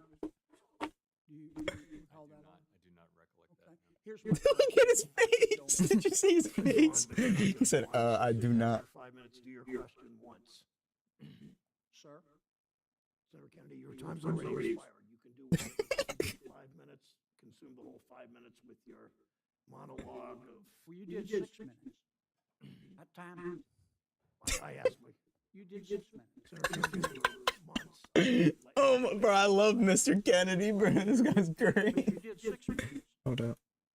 I chair this committee. I understand. You still did 6 minutes. Check the record. I'm going to go. You're going to get 6 minutes and 15 seconds to continue this argument. Well, Or that's you're going to what- ask your question. I'll ask my question. I just wanted the record. I want to hear this guy's question. Mr. Chairman, in light of these allegations, if they're proven, how can the FDIC lead this charge for Basel in Game 3, which is going to turn the bank? Oh my God, that was hilarious. I don't know how I would make the connection to Basel III. I'll say it's deeply troubling things, obviously, but again, you know, as your point was, if proven, and I mean, I think we have to decide Basel III on. This guy has no idea how to answer this question. He's like, what the fuck did you just go on about? Do what the Fed thinks is right. That's what we're going to do. We don't look That was a good one. to lead them. Thank you. You were right on the money. Yeah, no, it was perfect. You I didn't were get right any- on the fucking money. It was fucking perfect. Thank you so much, Chair and Chair Powell. Good to see you in person, and thanks for the time to talk. I want to pick up a little bit where Senator Oh, Smith, are they doing Q&As now? I wish I would have had my things set for it. housing affordability. I was nervous about it. Draw a little bit on Yeah, it. 'cause he's talking about. Yeah, it got me like, what the fuck were they talking about? Is an important crisis in my state of California, and I know across the country. Oh no, they're talking about California. Here we go. Department of Housing and Urban Miss Butler. Development, renters in San Diego are paying about 50% of what is, they're spending more than 50% of what is considered affordable. And statewide, the majority of renters, more than 3 million households, are spending more than 30% towards rent. Nearly 1/3, more than 1 in 5 million households pay more than 50% of their income towards rent. And the Chicago Fed President Goolsbee even referred to housing as a Oh, there's Goolsbee. Mr. Goolsbee. in the Fed's path to lower inflation. So to the continued conversation, and I know a point that you've made about how inflation has a disproportionate. Oh my God, we got another Fed speaker right at Euro close. Who Really? focus on Yeah. spending more of their money Mester. on housing. Whoever that is. Is there, Figure out. how is the Fed's Wonder if that's gonna be hard hitting. impact Probably on the not. supply of affordable Fucking they speak every day. I don't know that we're Speak about affecting the nothing. supply of affordable housing. If you think of affordable housing as something that's This is a good connected to question. some sort of government program, we don't. That's not our bailiwick. I mean, clearly interest rates do affect the affordability of housing, though. And Clearly. there was a key point that you made. Jerome's done. After that last spiel, Jerome's like, I don't fucking. I want to leave. Yeah, like what the fuck was that? We're having a Fed meeting. What are you talking about, man? Talk about this in the court. That shit was crazy.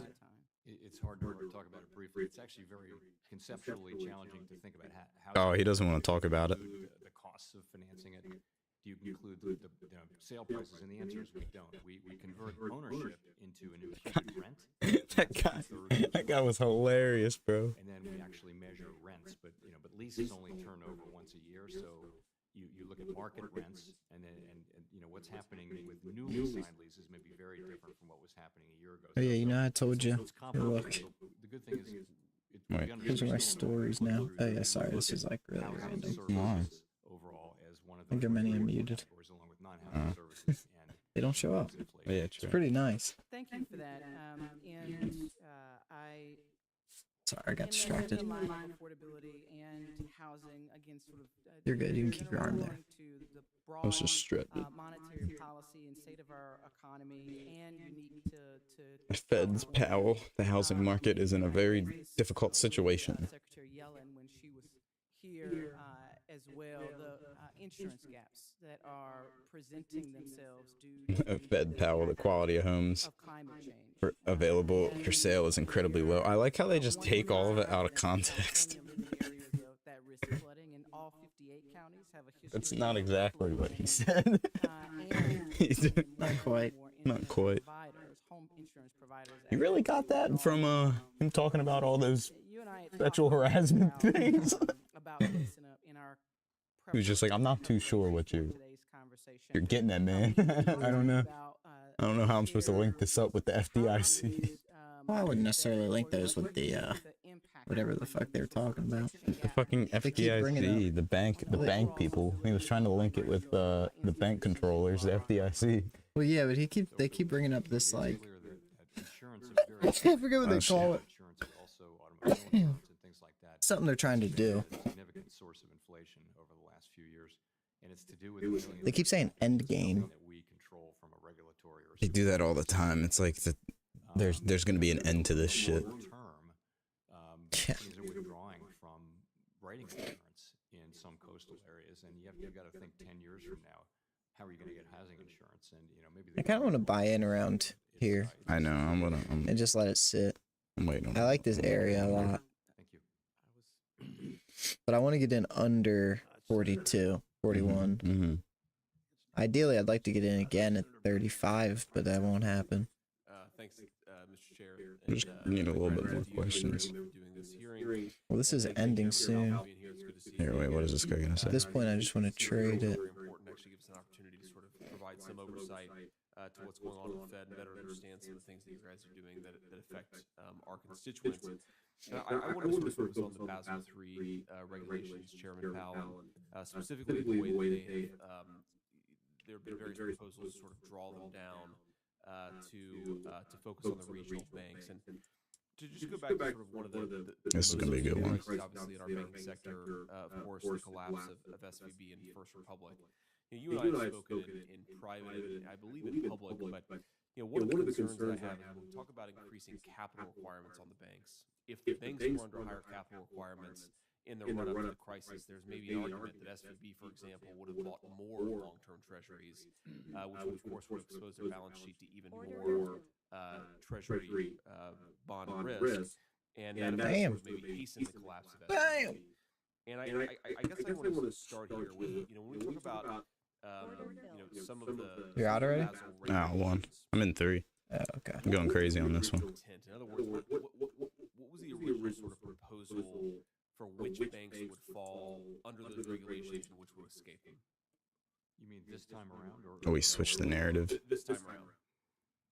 So it's the 37 largest banks. It's down to there's 4 categories of banks, including the G-SIBs, and this is down through the 4th category. The original proposal that's out there now, I think, does extend to category 4 as well as 3, 2, and 1. So what's the minimum assets under management that you guys have proposed in current Basel regulations? 100 billion. 100 billion. And sort of that They sort of switched the gets narrative to on that. my concern here, because I know there's some discussion about whether you apply them at $700 billion of AUM or $100 billion of AUM. Oh, and then he switched it immediately once again. That decision process at the Fed, where you guys Just updating everything. sort of justify drawing down That was solid though, wasn't it? Yeah, it's like a 50? threshold. So Around there's 140? There's 8 identified G-SIBs. yeah, something like that. There's 1 category too, I guess. And then there's the big Personally, I want to be able to. I want to get in one. tend to be, well-known. Ideally, like I said, and they're under 42 and stay in it. But I think I probably should have gotten in that consolidation period and just stay in it. Mm-hmm. Category 4. Yeah, I like how this is going.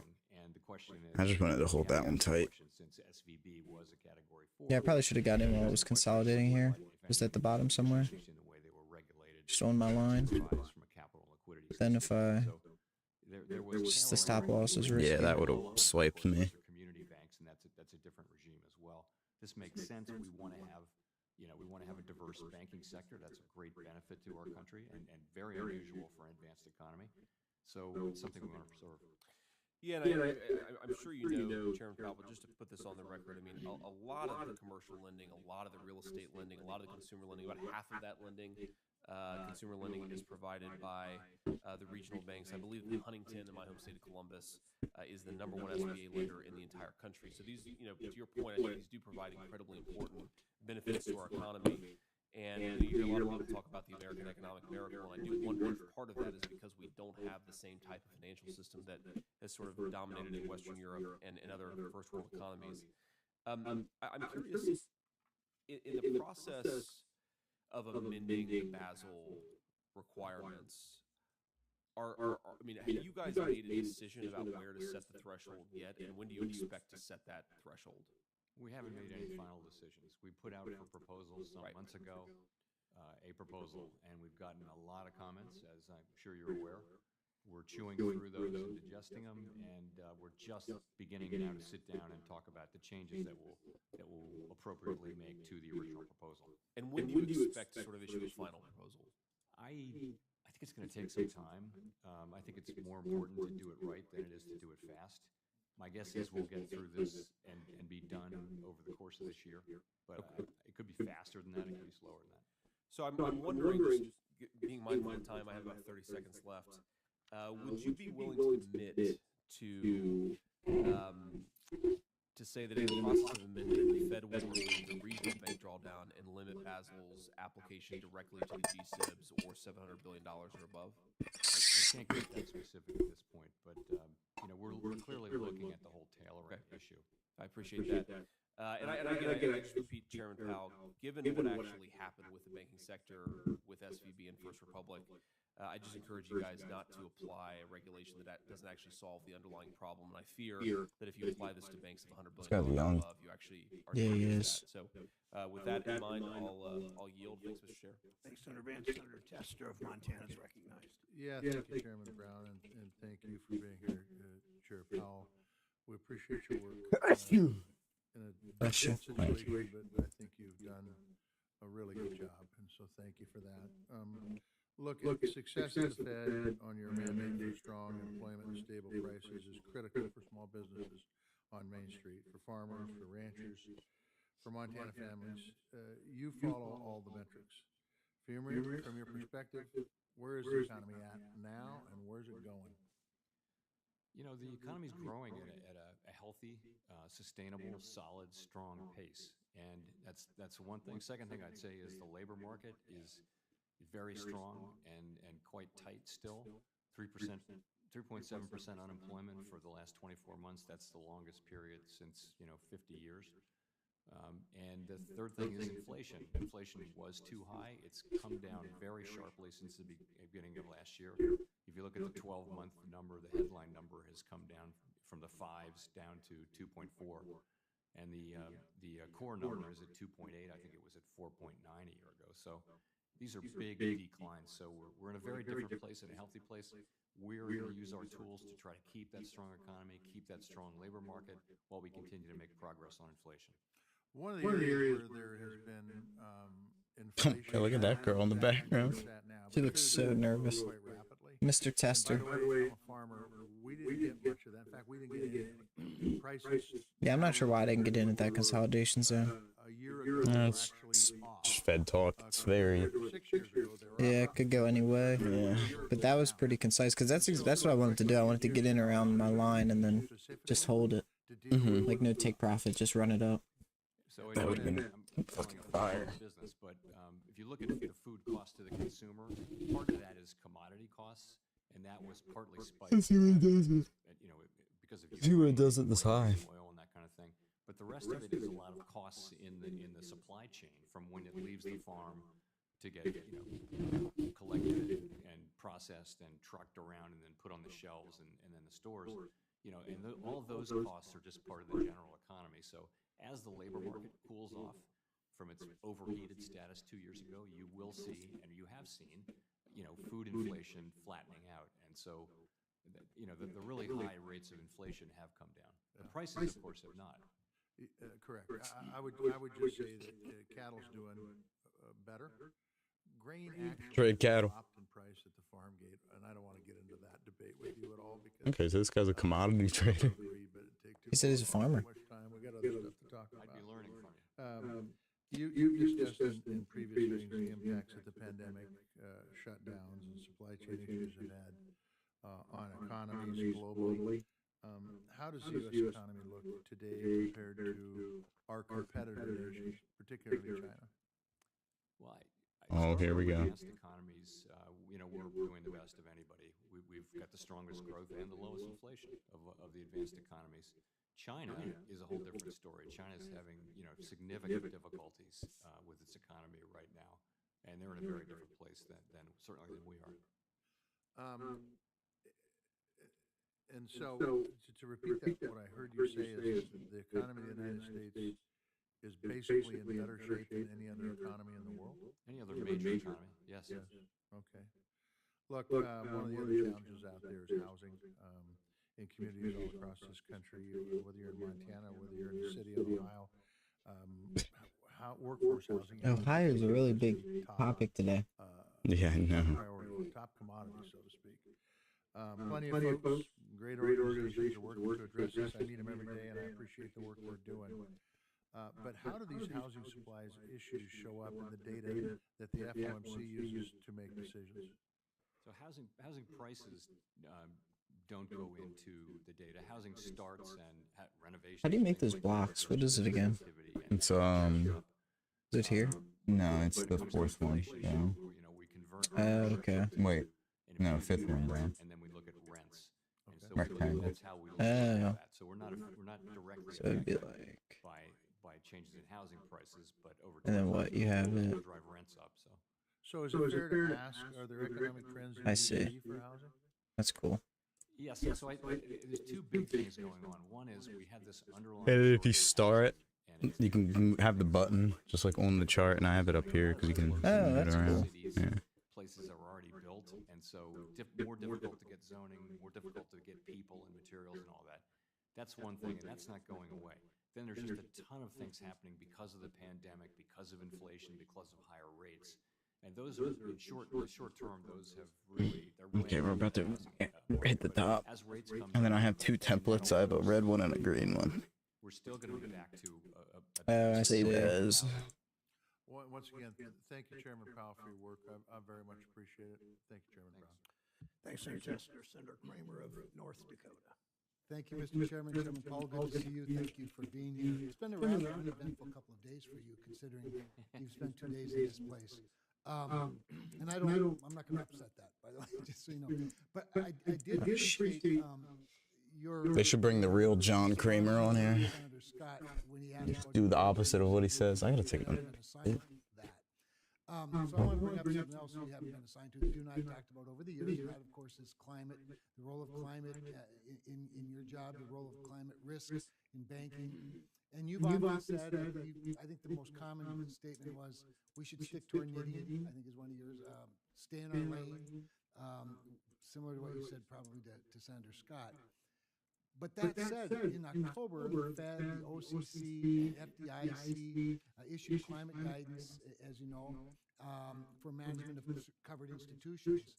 And so I'm just kind of curious, did Congress somewhere along the line give the Fed authority over climate policy as well, or is that another one of those things that somebody just took on? And I realize you're not the dictator of the Fed, only the chairman of the Fed, but I'd be interested in, as the chairman, your views on it. Our assignment is the safety and soundness of banks, and that they understand and can manage the risks that they face. That's our assignment. And we said in climate world we would do two and only two things.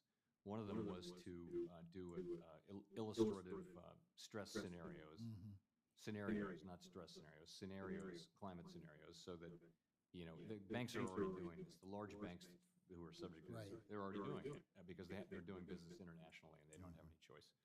So we said we'd do that, and we also said that we'd offer guidance on not on the level of climate risk or anything like that, just on what you had to do to be in a position to assess.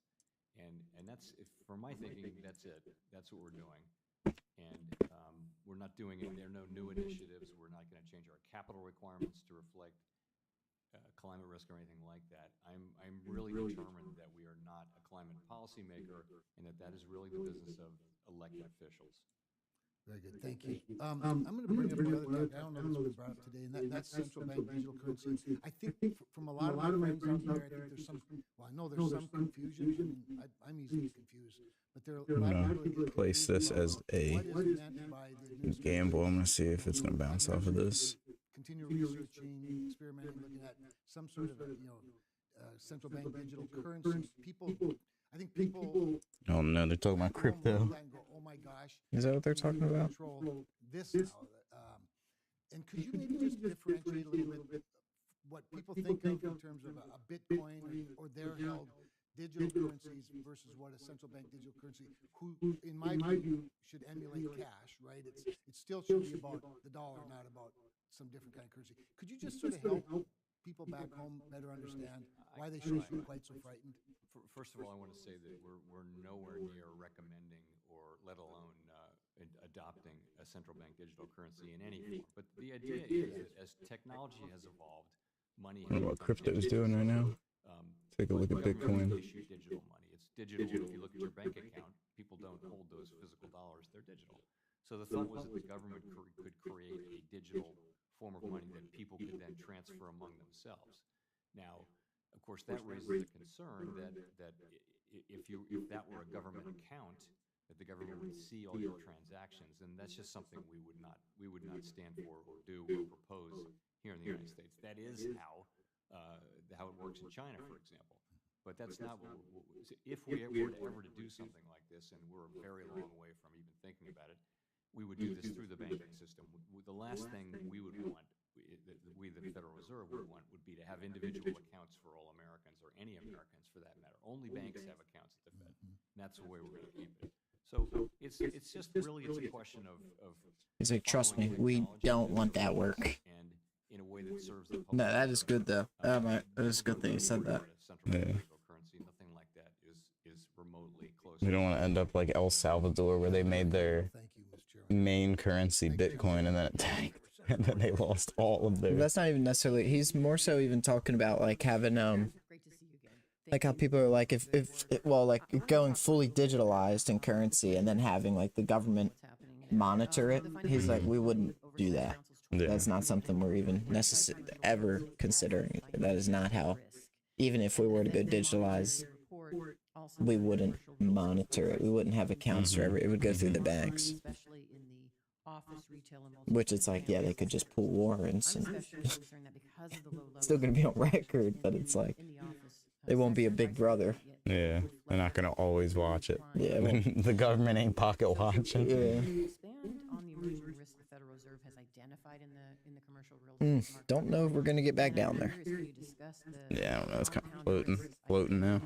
Yeah. Commercial real estate lending, particularly at banks with large CRE concentrations and high fractions of uninsured deposits. Sure.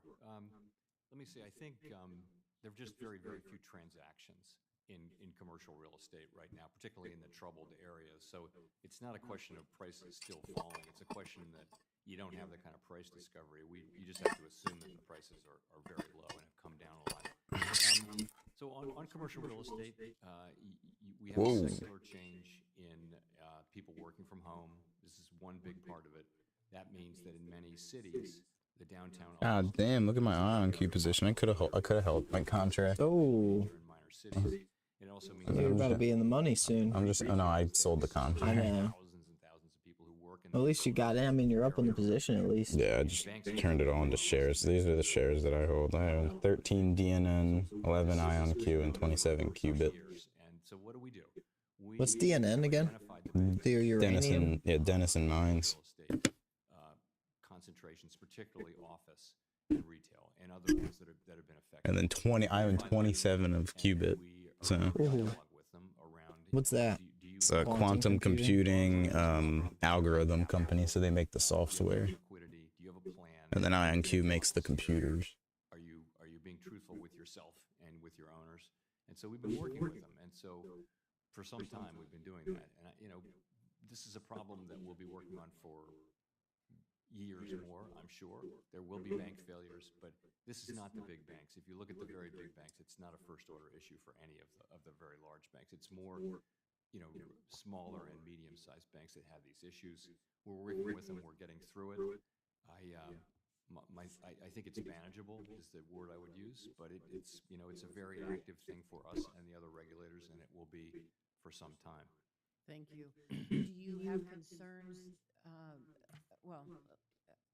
Let me just ask you this. As you're talking with these small and medium-sized banks, because we know there's always going to be a contagion, which we've seen in the past, do you have concerns that if they fail, that somehow this is going to impact the financial sector? And are you prepared and trying to address that and prevent that from happening?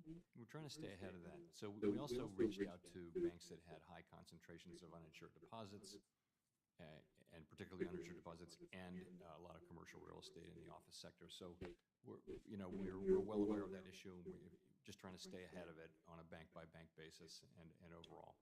Okay. And so far, Okay, we're in this block. Let's see what it does here. Let me jump to another issue that has been on my radar. The Federal Housing Finance Agency's report on the federal home loan banks concluded that the distinction between the FHL bank's role and that of the Federal Reserve discount window as lender of last resort has not been clear, especially during times of market stress. During the 2023 banking turmoil, we saw banks rely on advances from the federal home loan banks and didn't even have relationships with the Federal Reserve to use its discount window. I know you've talked a little bit about this with Senator Warner, but how is the Federal Reserve working with the federal home loan banks to ensure that banks establish protocols to borrow from the Fed's discount window prior to times of stress? We work with the federal home loan banks because in many cases, banks were moving their loan from the federal home loan bank to the Fed. So we need to have smooth transfer. We need to be in good touch with them. Even more important than that, though, is that banks, any bank in the United States, needs to be in touch with the discount window, know how to be able to access it, have appropriate collateral, have control of it. This is right here. Solid. It just was incredibly inefficient and took a long time for banks to actually go through that function. The federal home loan banks are actually ahead of us in technology. We know that we need to really invest in technology. 8 seconds on a new candle in a 3 minute. Also, we need to do more to make to get our banks, all of them, in touch with the discount window in a way that they can use it quickly should they need to do so. Thank you. Cortez Master, Senator Haggerty of Tennessee is recognized. Thank you, Chairman Brown. Welcome, Chairman Powell. I think I might have validated there. Under your tenure, Mr. Chairman, the Fed has taken the stance that the 2% inflation target shouldn't be viewed as a snapshot in time, but rather needs to be achieved, quote, sustainably. When inflation was running well above the 2% target back in 2021 and early 2022, the Fed was patient and allowed rates to offset the below target inflation that had occurred years prior. It strikes me as odd now that Broke out.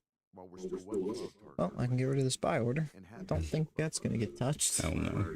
markets seem to expect the Fed to immediately cut, even before we reach the 2% inflation threshold. So my question is this: if the inflation rate reaches 2%, would that be considered a return to the target rate on a sustainable basis? Or is it still the case that inflation would need to more or less overcorrect well below 2% before the Fed makes the rate cut adjustments? It would take us a while to really get comfortable. So you just have to watch out about switching narratives. If they continue talking about the other bank stuff, it would have started going down, but it ran it because switched the narrative. It could switch on a dime. Monetary policy works with long, very Yeah, these people only talk for 5 minutes each, too. Yeah, so it just keeps switching topics. Yeah. The federal funds rate to a more normal, almost neutral level. We're far from neutral now. And so, we do plan, assuming the economy moves along the lines we expect, we do plan on starting the process of dialing back restrictions. I'm just trying to square for the symmetry. I know we sort of allowed the economy to overshoot when inflation was high, and we sort of made up for prior years of low inflation. I'm trying to square that. Yeah, these are good questions. We actually do that. We adopted a framework that said we would do that, but then we got suddenly, a few months later, we got almost an explosion of very high inflation. That's not what we were looking. We said, moderately above or modestly above 2%. This was not modestly above 2%. And we reacted. We thought that the mistake we made was we thought that inflation would go away. That it was quickly, transitory. which I'm means gonna pee as well. quickly without effort by us. We figured out at the end of 21 that was Let me not just the make case, sure. and we reacted. You don't see that same abrupt dynamic coming the other way. You're more comfortable. No, I with it. think look, I think we're in the right place, which is we're waiting to see, we're waiting to become more confident that inflation is moving sustainably at 2%. When we do get that confidence, and we're not far from it, it'll be appropriate to begin to dial back the level of restriction so that we don't, drive the economy into recession rather than normalizing policy as the economy gets back to normal. Yeah. Can we go to the balance sheet and talk about that? We've seen a dramatic expansion of the Fed's balance sheet over the past couple of decades. In 2005, it was at $800 billion. It's at $7.5 trillion today. It's doubled since the pandemic was underway. And through quantitative tapering, the Fed is attempting to reduce its footprint. And the concern I have is, on the other hand, government spending tends to just continue to be profligate. We're running now a $1 trillion deficit every 100 days. And we're flooding the market with treasury debt, and we're putting upward pressure on interest rates as a result. And what I think that's lost on many of us here is that the spending levels will only make your job harder when it comes to lowering interest rates, not to mention there's a tacit expectation that the Fed will step in once the markets can no longer absorb over issuance. I think this is a very serious problem. I think it deserves more attention. And I think we're now at a point where your objectives may be very much at odds with the behavior of our fiscal policy.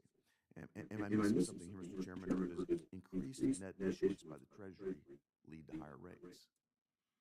I mean, in principle, more supply should lead to modestly higher rates, but that's not going to affect what we do. That's not a problem for us. Our balance sheet normalization is running very much as expected. We've decreased the size of our holdings by almost $1.5 trillion. I'm at $13. I think it's Fucking reeled it back today. pressure by continuing to put, again, we're running a deficit of $1 trillion every. What'd you buy? Required to Okay. putting a lot more pressure, I think. Hell yeah, you're down fucking 700. Making your job harder. I think we need to take that into They switched the narrative. Another They were talking good for a second, and then he said, "And we're pumping hella debt into the economy," and then it just tanked it.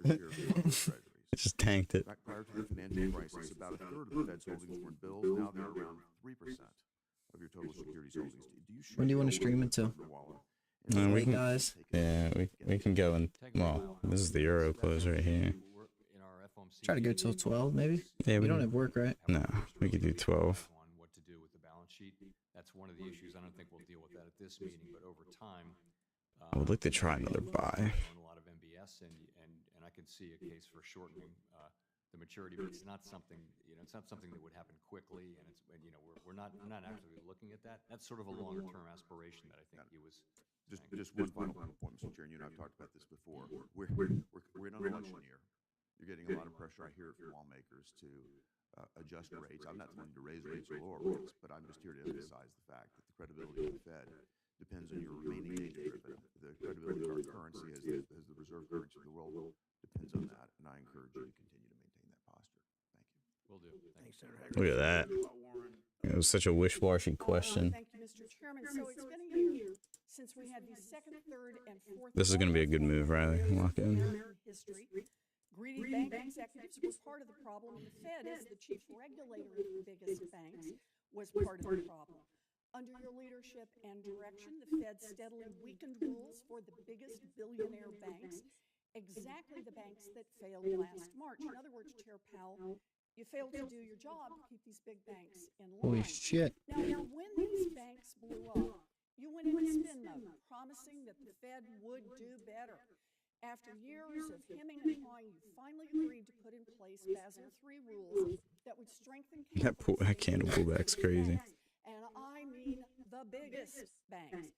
These the Fed's proposed rule would apply to only 37 of the nation's 4,000 Here's Miss Warren. banks, only banks that have $100 billion or more in capital. Now, Chair Powell, when you testified before this committee last June, I asked you about taking responsibility for bank failures. And you said, quote, "The main responsibility I take is to learn the right lessons from this and to undertake to address them so we don't have a situation like this where we had unexpectedly a large bank fail and spread contagion into the banking system," end quote. And as part of learning those lessons, you also said, quote, This is a resistance right here. A lot of volume here. Yeah, I see that. Chair for Supervision Barr's recommendations for strengthening the Fed's rules and supervisory practices. We also have value high. And that you're, quote, confident they will lead to a stronger and more resilient banking system, end quote. So I just want to be clear. You haven't backed down from any of your comments from a year ago, have you?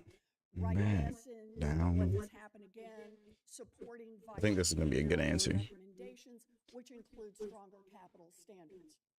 No. Still stand by all that? Yeah. Good. I'm glad to hear that. Now, Yep. I understand that those 37 big Yep. banks I said this is going to be a strong. Yep. higher capital rules because Good, they okay. are like insurance. You know, they would make the banks safer, but they cost a little money and would nip into the bank's profits. So these 37 banks are swinging their very considerable weight around to try to weaken the capital rules. Whoa. Yeah, that was big. I missed let go of my order on I accident. almost got filled on that. There's a lot of strength there. I think I kind of want to get in at 68. Yeah. It's just, it all depends on what the answer to this question is going to be. Good thing I didn't fill that. Yeah. There's so much strength down here. Mm-hmm. Failed about supporting Vice Chair Barr's recommendations. Talking about bank failures. Big banks. Public reporting now says that you are driving efforts inside the Fed to weaken the capital rule. You even told the House Financial Services Committee representatives yesterday that you think Maybe in the mid to low 50s. 50s. Yeah. yeah. Draw the rule. As one analyst put it, quote, "I don't think they will pass a final rule without Powell's support," suggesting that the Hasn't pushed through 64 yet. quote, "to appease Powell." So, Chair Powell, I'm having trouble reconciling the statements you made last year, which you say you hold on to, statements you made when the headlines were all about 3 giant bank failures, and now your reported efforts to quietly weaken the rules that would strengthen capital standards for giant banks and Oh, that was good. That was good. So, They're weakening rules. to clarify the record here, are you committed to finalizing the strongest version of the Basel III capital rules this year? Let me first say that we have taken and are taking many more steps to deal with the problems that revealed themselves with Silicon Valley Bank, and that's around supervision. We'll have a strong liquidity. I appreciate that, but I'm just asking about the Basel III rules, the ones that you have been required for years now to put in place and have dragged your feet on. The Basel III rules are not directly related. They're not the thing that is directly related to Silicon Valley Bank. As you point out, they're a longer run thing, and I would just say that we put them out for comment. We got the comments. Anybody's free to go read the comments. My view is that it will be appropriate. I got my order at 67 and I'm waiting. Changes to that before we finalize it. And in terms of Nice. Materially broad changes to strengthen the rules. I think that's the entry I want. changes, and we're talking about what that'll mean. We'll go to 65. Yeah, I'm looking at like 65, 64. Proposal, and I said we hadn't made a decision on that. But Filled. if that turns out to be Oh, instantly stopped. Not yet, but something we Yeah, I'm stopped. That was Jesus a bad. Christ, That was a bad dude. question. Or that was a bad answer. Yes, we did. If you read it Fuck again, trading these meetings. you will see that Fuck these meetings, dude. God damn it. You would support Vice Chair Barr. It's a good buy. It It's had just, so much strength there, and that just tanked. It had so much strength, and it just fucking soared through my shit. proposals to the board. That has happened.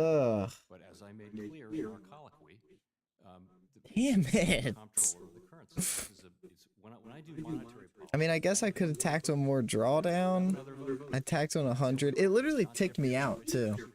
I mean, I don't know if tacked on more drawdown would have worked either way. Yeah. I just would have lost more in the long run. Just would have took longer. I mean, we'll see. But, damn it. Can't catch a damn break, dude. it's the meetings, man. Past like 3 days, I keep making losing trades. And I'm not listening to my setups. That's the biggest problem. Like, I should have got in at this consolidation zone. I literally called out 34. It touched 34. I could have even got in higher than that. Or just in this consolidation zone above the initial balance high. Whatever. Whatever. I'm only trading with one contract, so it's not too big a deal. You're in again? Yep.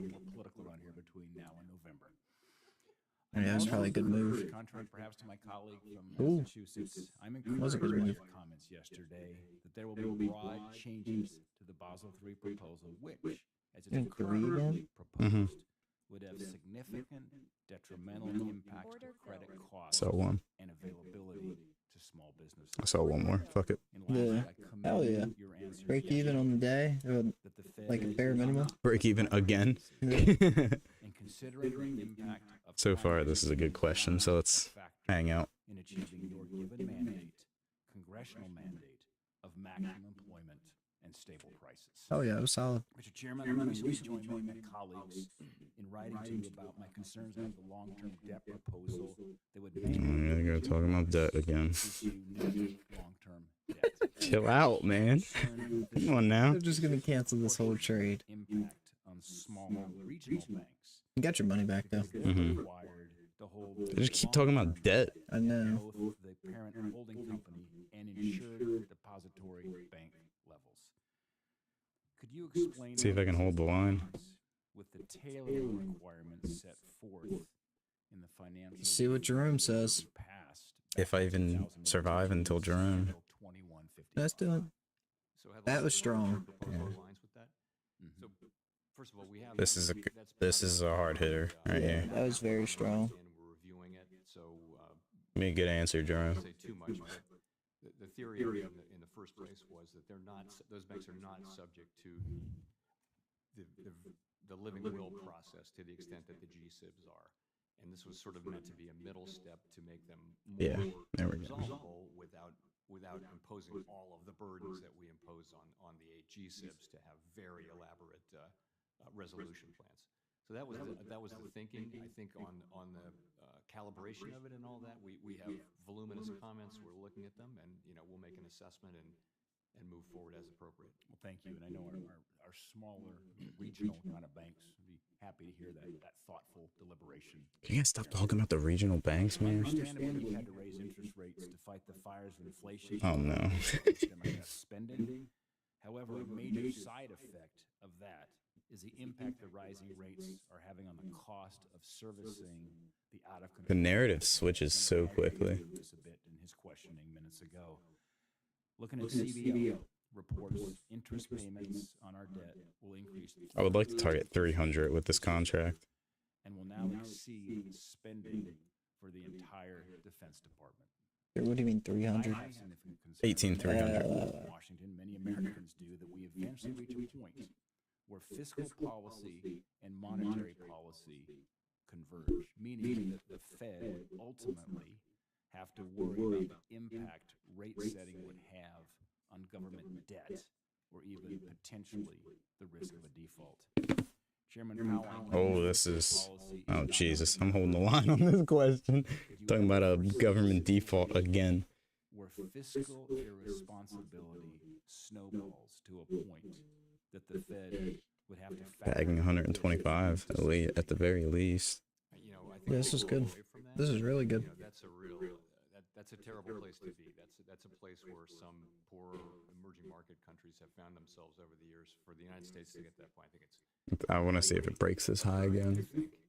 that, and it's not our business. We should stay out of this fiscal business. But I'll say what other Fed chairs have said, which is we really need to get back to that discussion about fiscal sustainability, and both sides need to get together. The kinds of things that have to happen can only be done on a bipartisan basis. And That's not so good. I really hope that we go back to a place where those discussions are happening. Yeah, that's not good.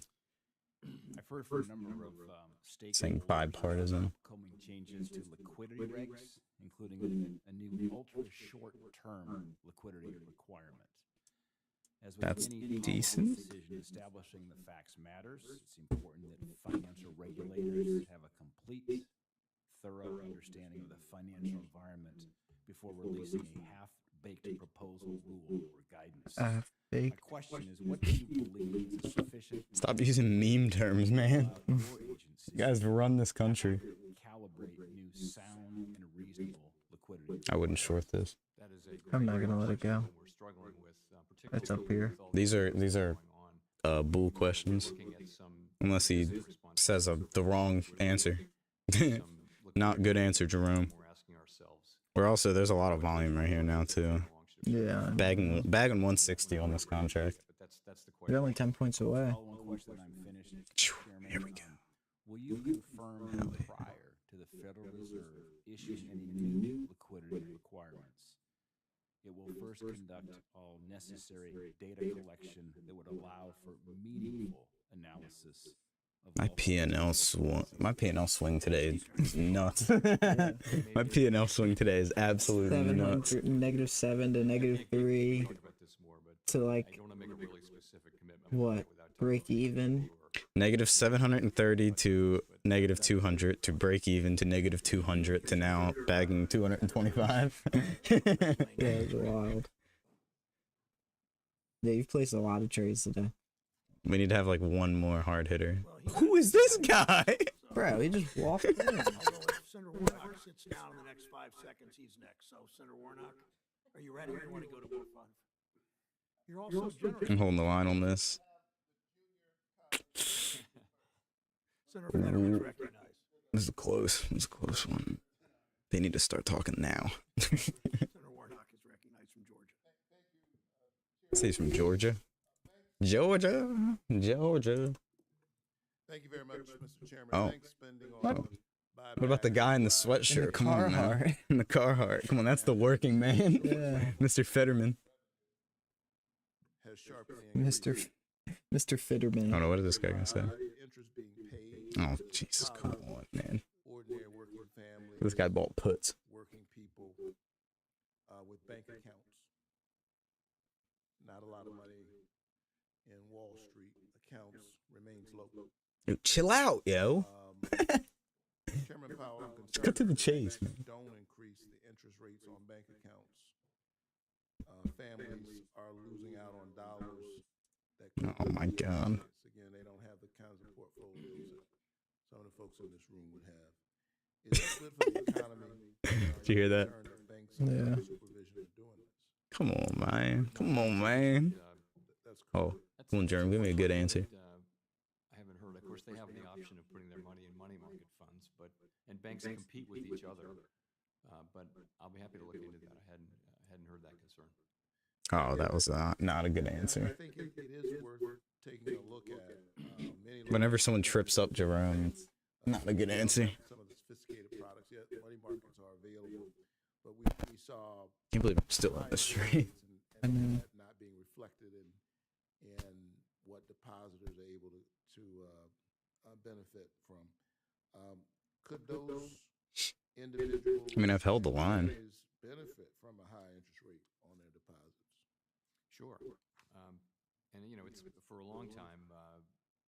We had a lot of I won't at the Fed back down. interest rates because we're not getting anything on our. Ideally, honestly, if we start asking some good questions, Riley, look, targeting up here. But given the reality, the That would be no. Yeah. Because we're already past that lower part. We just have to. They just have to ask. Definitely possible. They just have to ask better questions. 36. How much would that even be? Let's do 30 even. Yeah, that would be nuts. 30 even. Jesus. Oh, that's not good.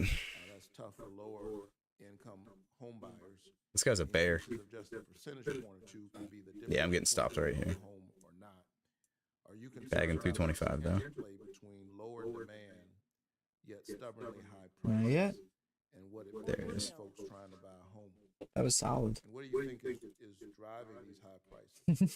13. The market is in a very challenging situation right now. You have this longer run housing shortage, but at the same time, you've got a bunch of things that have to do with the pandemic and the inflation and our response with higher rates. So Yeah, they're talking about some bad stuff. Broke through the volume channel. There it is. All right. This is another good entry. Probably possible good entry. Riley. regular existing homes that are for sale. Or you think to play it back up? Very low Yeah. That actually pushes up prices of I'm expecting people to start asking good questions again after this fucking guy. The builders are busy, but they're running into all kinds of supply issues still around zoning and workers and things like that. So it's quite. But I won't back down. A lot of the buyers are cash buyers or are able to actually pay without a mortgage because mortgages are expensive. I will say the first problem, the longer run problem of supply, is a longer run problem. The other problems. How long does this meeting go for? I don't know, but they just have not stopped talking. It's been almost 2 hours we've been listening to these dudes. But we'll still be left with a housing market nationally where there's a housing shortage. There's no question we have a supply issue, and this issue of high prices, lack of supply, of course, disproportionately impacts some communities more than others. According to the Monetary Policy Report, the employment rate for the Black prime age labor force, that is persons between 25 and 54 years of age. Possible entry around the 60s, in my opinion. Prime age employment dropped to a nearly 50-year low at around 3%. We can appreciate progress. Bro, why does everyone in the background look so sad, depressed, and scared? I've been listening to this shit for 2 hours. Continue focusing on narrowing this gap, and if so, what tools does the Federal Reserve have to do this work? It's very important, and the single best thing we can do is. I do like having these blocks on the chart. Control. It is nice to see. Long expansion with the record is clear that a long expansion Didn't reach it. significant benefits to people Yeah, bounce off with at the the low end of good the entry. income spectrum because the labor Well, actually, technically, it did reach it. Drag it up like they that. benefit more than anybody. So that's where we were before the pandemic. Well, technically, if you just change it. Yeah. Fib sequence, people be like. Legislative tools that Congress could use, and I'm happy to continue to work with the chair in the ways that we've already done to improve that rate, that difference. Thank you. For sure. Thank you, Senator Warnock. For sure. Lamas from Wyoming is recognized.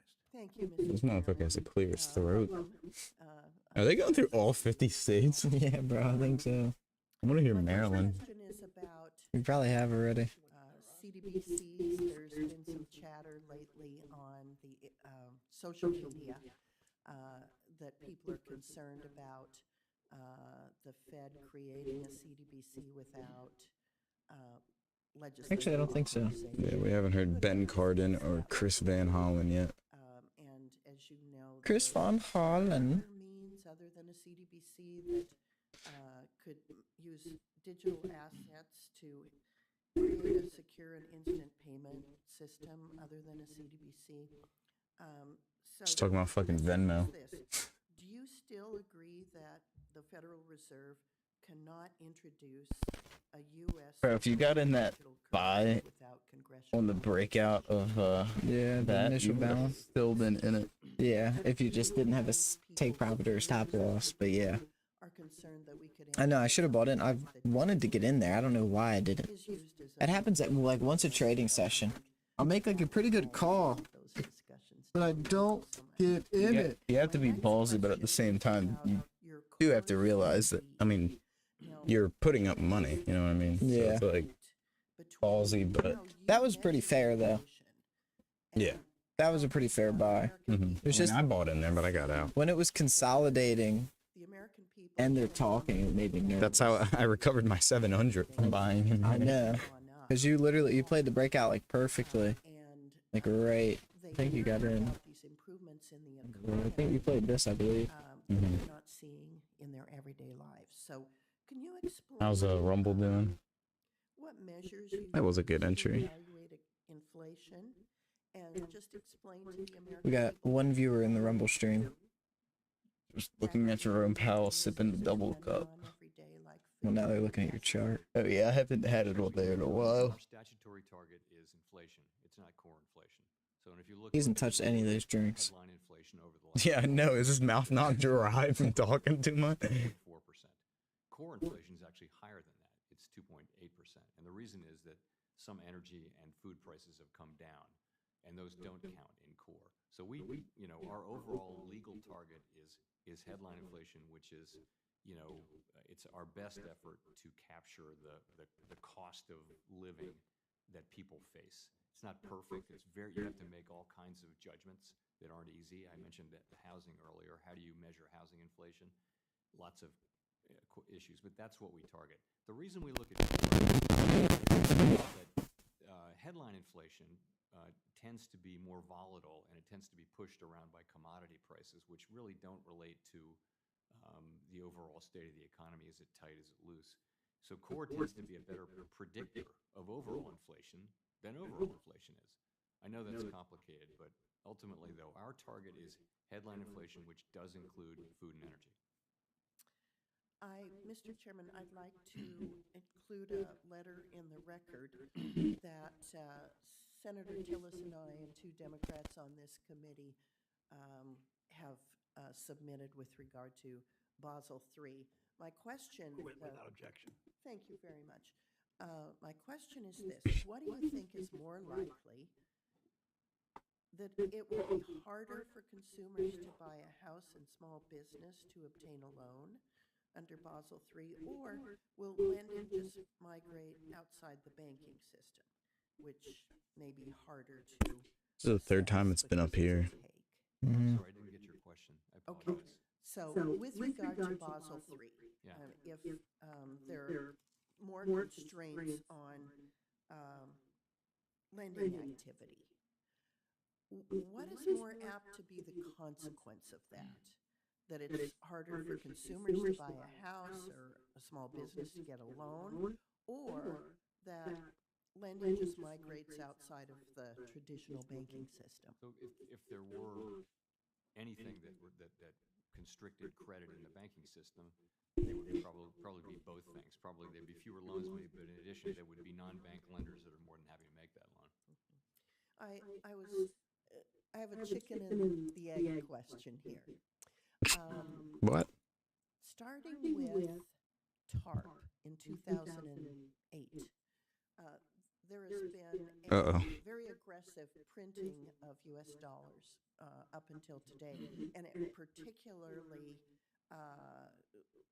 went on hyperdrive during that 22-month period of COVID. So my question is, which comes first?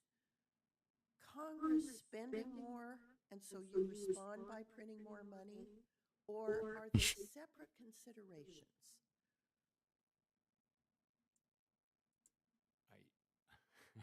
It's hard to get my mind around that question. That was a good question. We don't print money to fund the deficit. That's not what happens. When the government borrows, it issues, basically the government borrows to fund deficits is what happens. Right. And so that would indicate to me that you do respond, because we, in spending, in deficits, Look at the can she has next to her. creating a demand to borrow. Hey! Sponsored by Sully. Her heart's ready to explode from drinking that, bro. She's too old to drink Celsius. You see her 200 milligrams of caffeine straight to the dome. Wonder what flavor it is. I'd have to think about this. All the Celsius execs are like, hey! Why don't we continue this? Yeah, I'd love to. And your thoughts earlier about fiscal This sustainability lady's actually and how we hard work hitting. with you and bipartisan maybe next year to address these issues. You know, when you say things, it's, Kind of curious to see what it you does have to here. be careful because what you say has Oh, it's some fucking ripple effects outside of this rip bill. roaring now. But it would sure be nice if we could sit down with you on a bipartisan basis and have those discussions in a frank way. Thank you, Senator. Senator Fetterman of Pennsylvania is recognized. All right, Senator. I was like, where is he? Let me start by thanking Senator Fetterman for his There he is. allowing me to question him. Mr. Chairman, good to see you. Real wages are up, right? That's good news. Oh yeah, it broke way through this. Yeah, it's super strong. Wages have been going up more than inflation. Real wages broadly are up. That means more families have more spending power in their budgets, right? Yes. Worker productivity is up, right? Yes, it is. Corporate profits are up, right? I believe so. And productivity, worker productivity is rising faster than corporate profits, right? I don't know the answer to that. That may well be right. The charts I show suggest that. So that would indicate that unless corporations decide to pocket as profits more of the gains they get from their workers' labor, that we should be able to continue to have increases in real wages. Is that right? Yeah. And so This is Maryland. It's important, I think, that people recognize Oh, that I thought this was Pennsylvania. Van Hollen. are doing Oh. better than ever. Did they say Pennsylvania? Mm-hmm. They are What? deciding Really? now to Yeah, I don't know. Maybe it's like a regional thing. I don't know. the gains made through their workers' productivity. It's definitely that dude, isn't it? Yeah, hold up. I'll search it up. Give me a sec. Shareholders, we're going to get a profit, but the question is whether or not workers share in that profit to the extent of their worker productivity. And as you know, we've seen a great gap over decades between rising worker productivity and real wages, and we're hoping to close that gap. Would you agree that it would be good for a more inclusive economy if worker wages tracked worker productivity increases? I think if you include These are good questions. that's a significant part of that gap. I've looked into that, but not for some years. But I mean, generally speaking, people's compensation should be over time equal to increases in productivity. I appreciate that. And I also want to, there's the trade-off on workers' wages, and there's also an issue with price gouging, right? So we have seen record profits. We've also seen very high prices these corporations are charging for things like groceries. Now, I listened to a little bit of exchange with the chairman earlier, and of course, I think your answer was, people will charge what consumers will pay. But it should be known that these corporations are reaping much larger profits now than they were pre-COVID, for example, right? I mean, some of them are. I'm not super focused on individual corporate profits, but yeah, corporate profits I gather have been high overall. Right. I mean, they're high for a couple reasons. One is that they're charging consumers, for example, at the grocery stores, a lot of money. And the other would be if they're not sharing the benefits of labor productivity with their employees. So I think because we've heard a lot of claims by some of our Republican colleagues about the causes of price increases, and I think it's very important that American consumers recognize that corporations are choosing to charge them more at the grocery store or engaging in things like shrinkflation rather than in order to have more of their profits. Let me turn briefly to a letter that I sent to the Vice Chair of Supervision and some of the other federal regulators in January of this year regarding the Basel III capital requirements and I support the overall effort on Basel. We did raise concerns with respect to a specific issue, which is the harmful and we think unnecessarily harmful impact it could have on clean energy tax credit investments. And all of the regulators testifying that day, including the vice chairman, said they recognized this was a significant issue and hope to address it. Would you agree with that? Yes, I would. Thank you. Thank you, Mr. Chairman. Thank you, Senator Fetterman. Thanks, Senator Hall. Senator Fetterman of Pennsylvania is recognized. Oh, that was Maryland, and then Pennsylvania is now this guy. So it's great to be here today. Oh my God, that's the Pennsylvania senator. We're talking about a cookie. That's hilarious. And I was alarmed, and I hope we investigate that there is an I'll pull back on the Carhartt. $18. And do you believe that an anecdote on Twitter about a cookie that cost $18 is that reflective of our economy and where we're at? This guy's a nut. I certainly hope not. Are they talking about Pokemon's cookies? Pretty expensive cookie. They're either that or maybe Insomnia cookie. And I believe that the American Of economy the U.S. This shit is so funny. This is like comedy. correct? We are, yes, we're performing very well compared to our peer group. Yeah, pretty great. And is it I'm gonna buy in on this. The stock markets are all up at record highs, right? Pretty close. Yeah. And inflation has been pretty close. Addressed, right? Been coming down sharply since the middle of last year. He said pretty close, like. We'll go on that, but we've made a lot of progress. He's like, well, since 2 days ago. Pretty robust. Is that fair? I believe it is. Okay. After 2 days ago. I want to know what I want to know this guy. This guy, I feel like is gonna ask like the hardest hitting question. A cookie that cost $18, but that seemed to be against the evidence as well. But given that, now since things are pretty great, we're in a Just got really filled. great, excuse me 1 second, place. But now I am concerned, and there's rumors going around that Basel, they're going to change, and they're going to reduce the capital.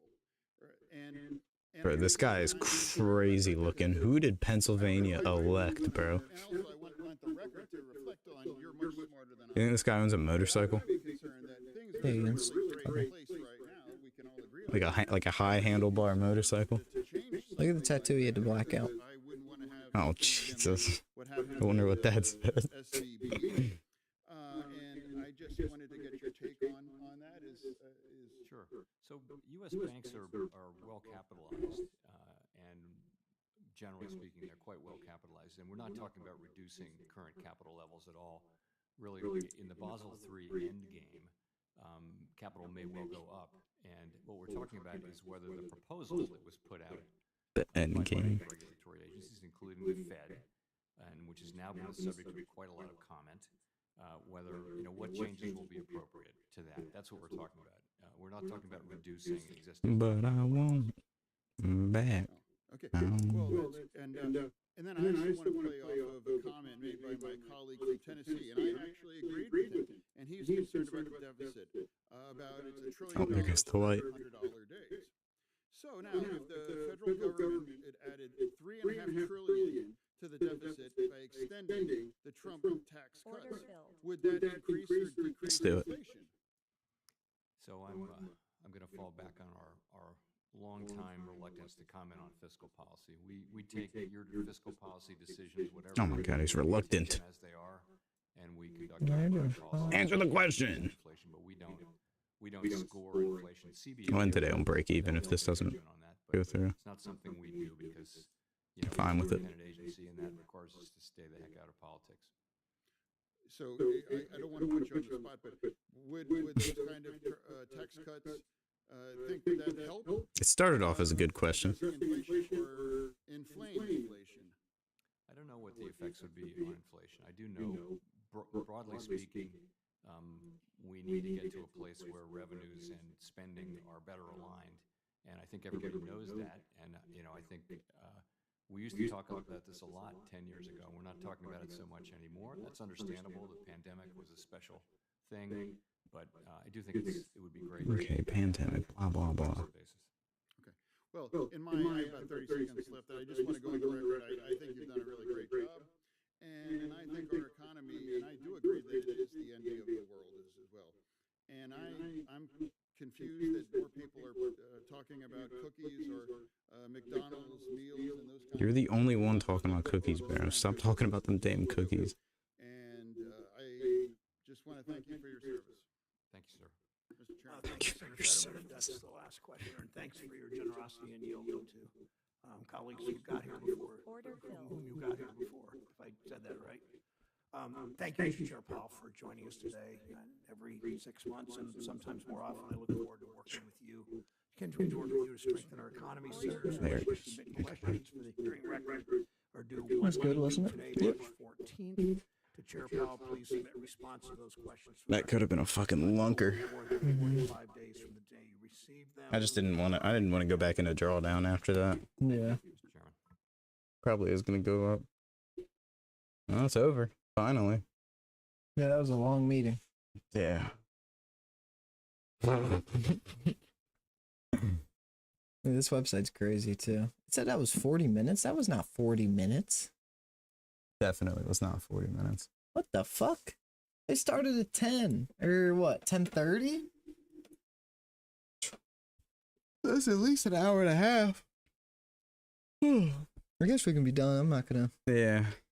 I'm just gonna sit out. That was fun. I mean, I reeled it back in again. I'm the professional at reeling it back in. Yeah, you're fucking like. That's what I always total do. volume today was ridiculous on your account. Yeah. But you finished in the positive. Oh, I kind of wish I had the tilt indicator open just to see what people were doing.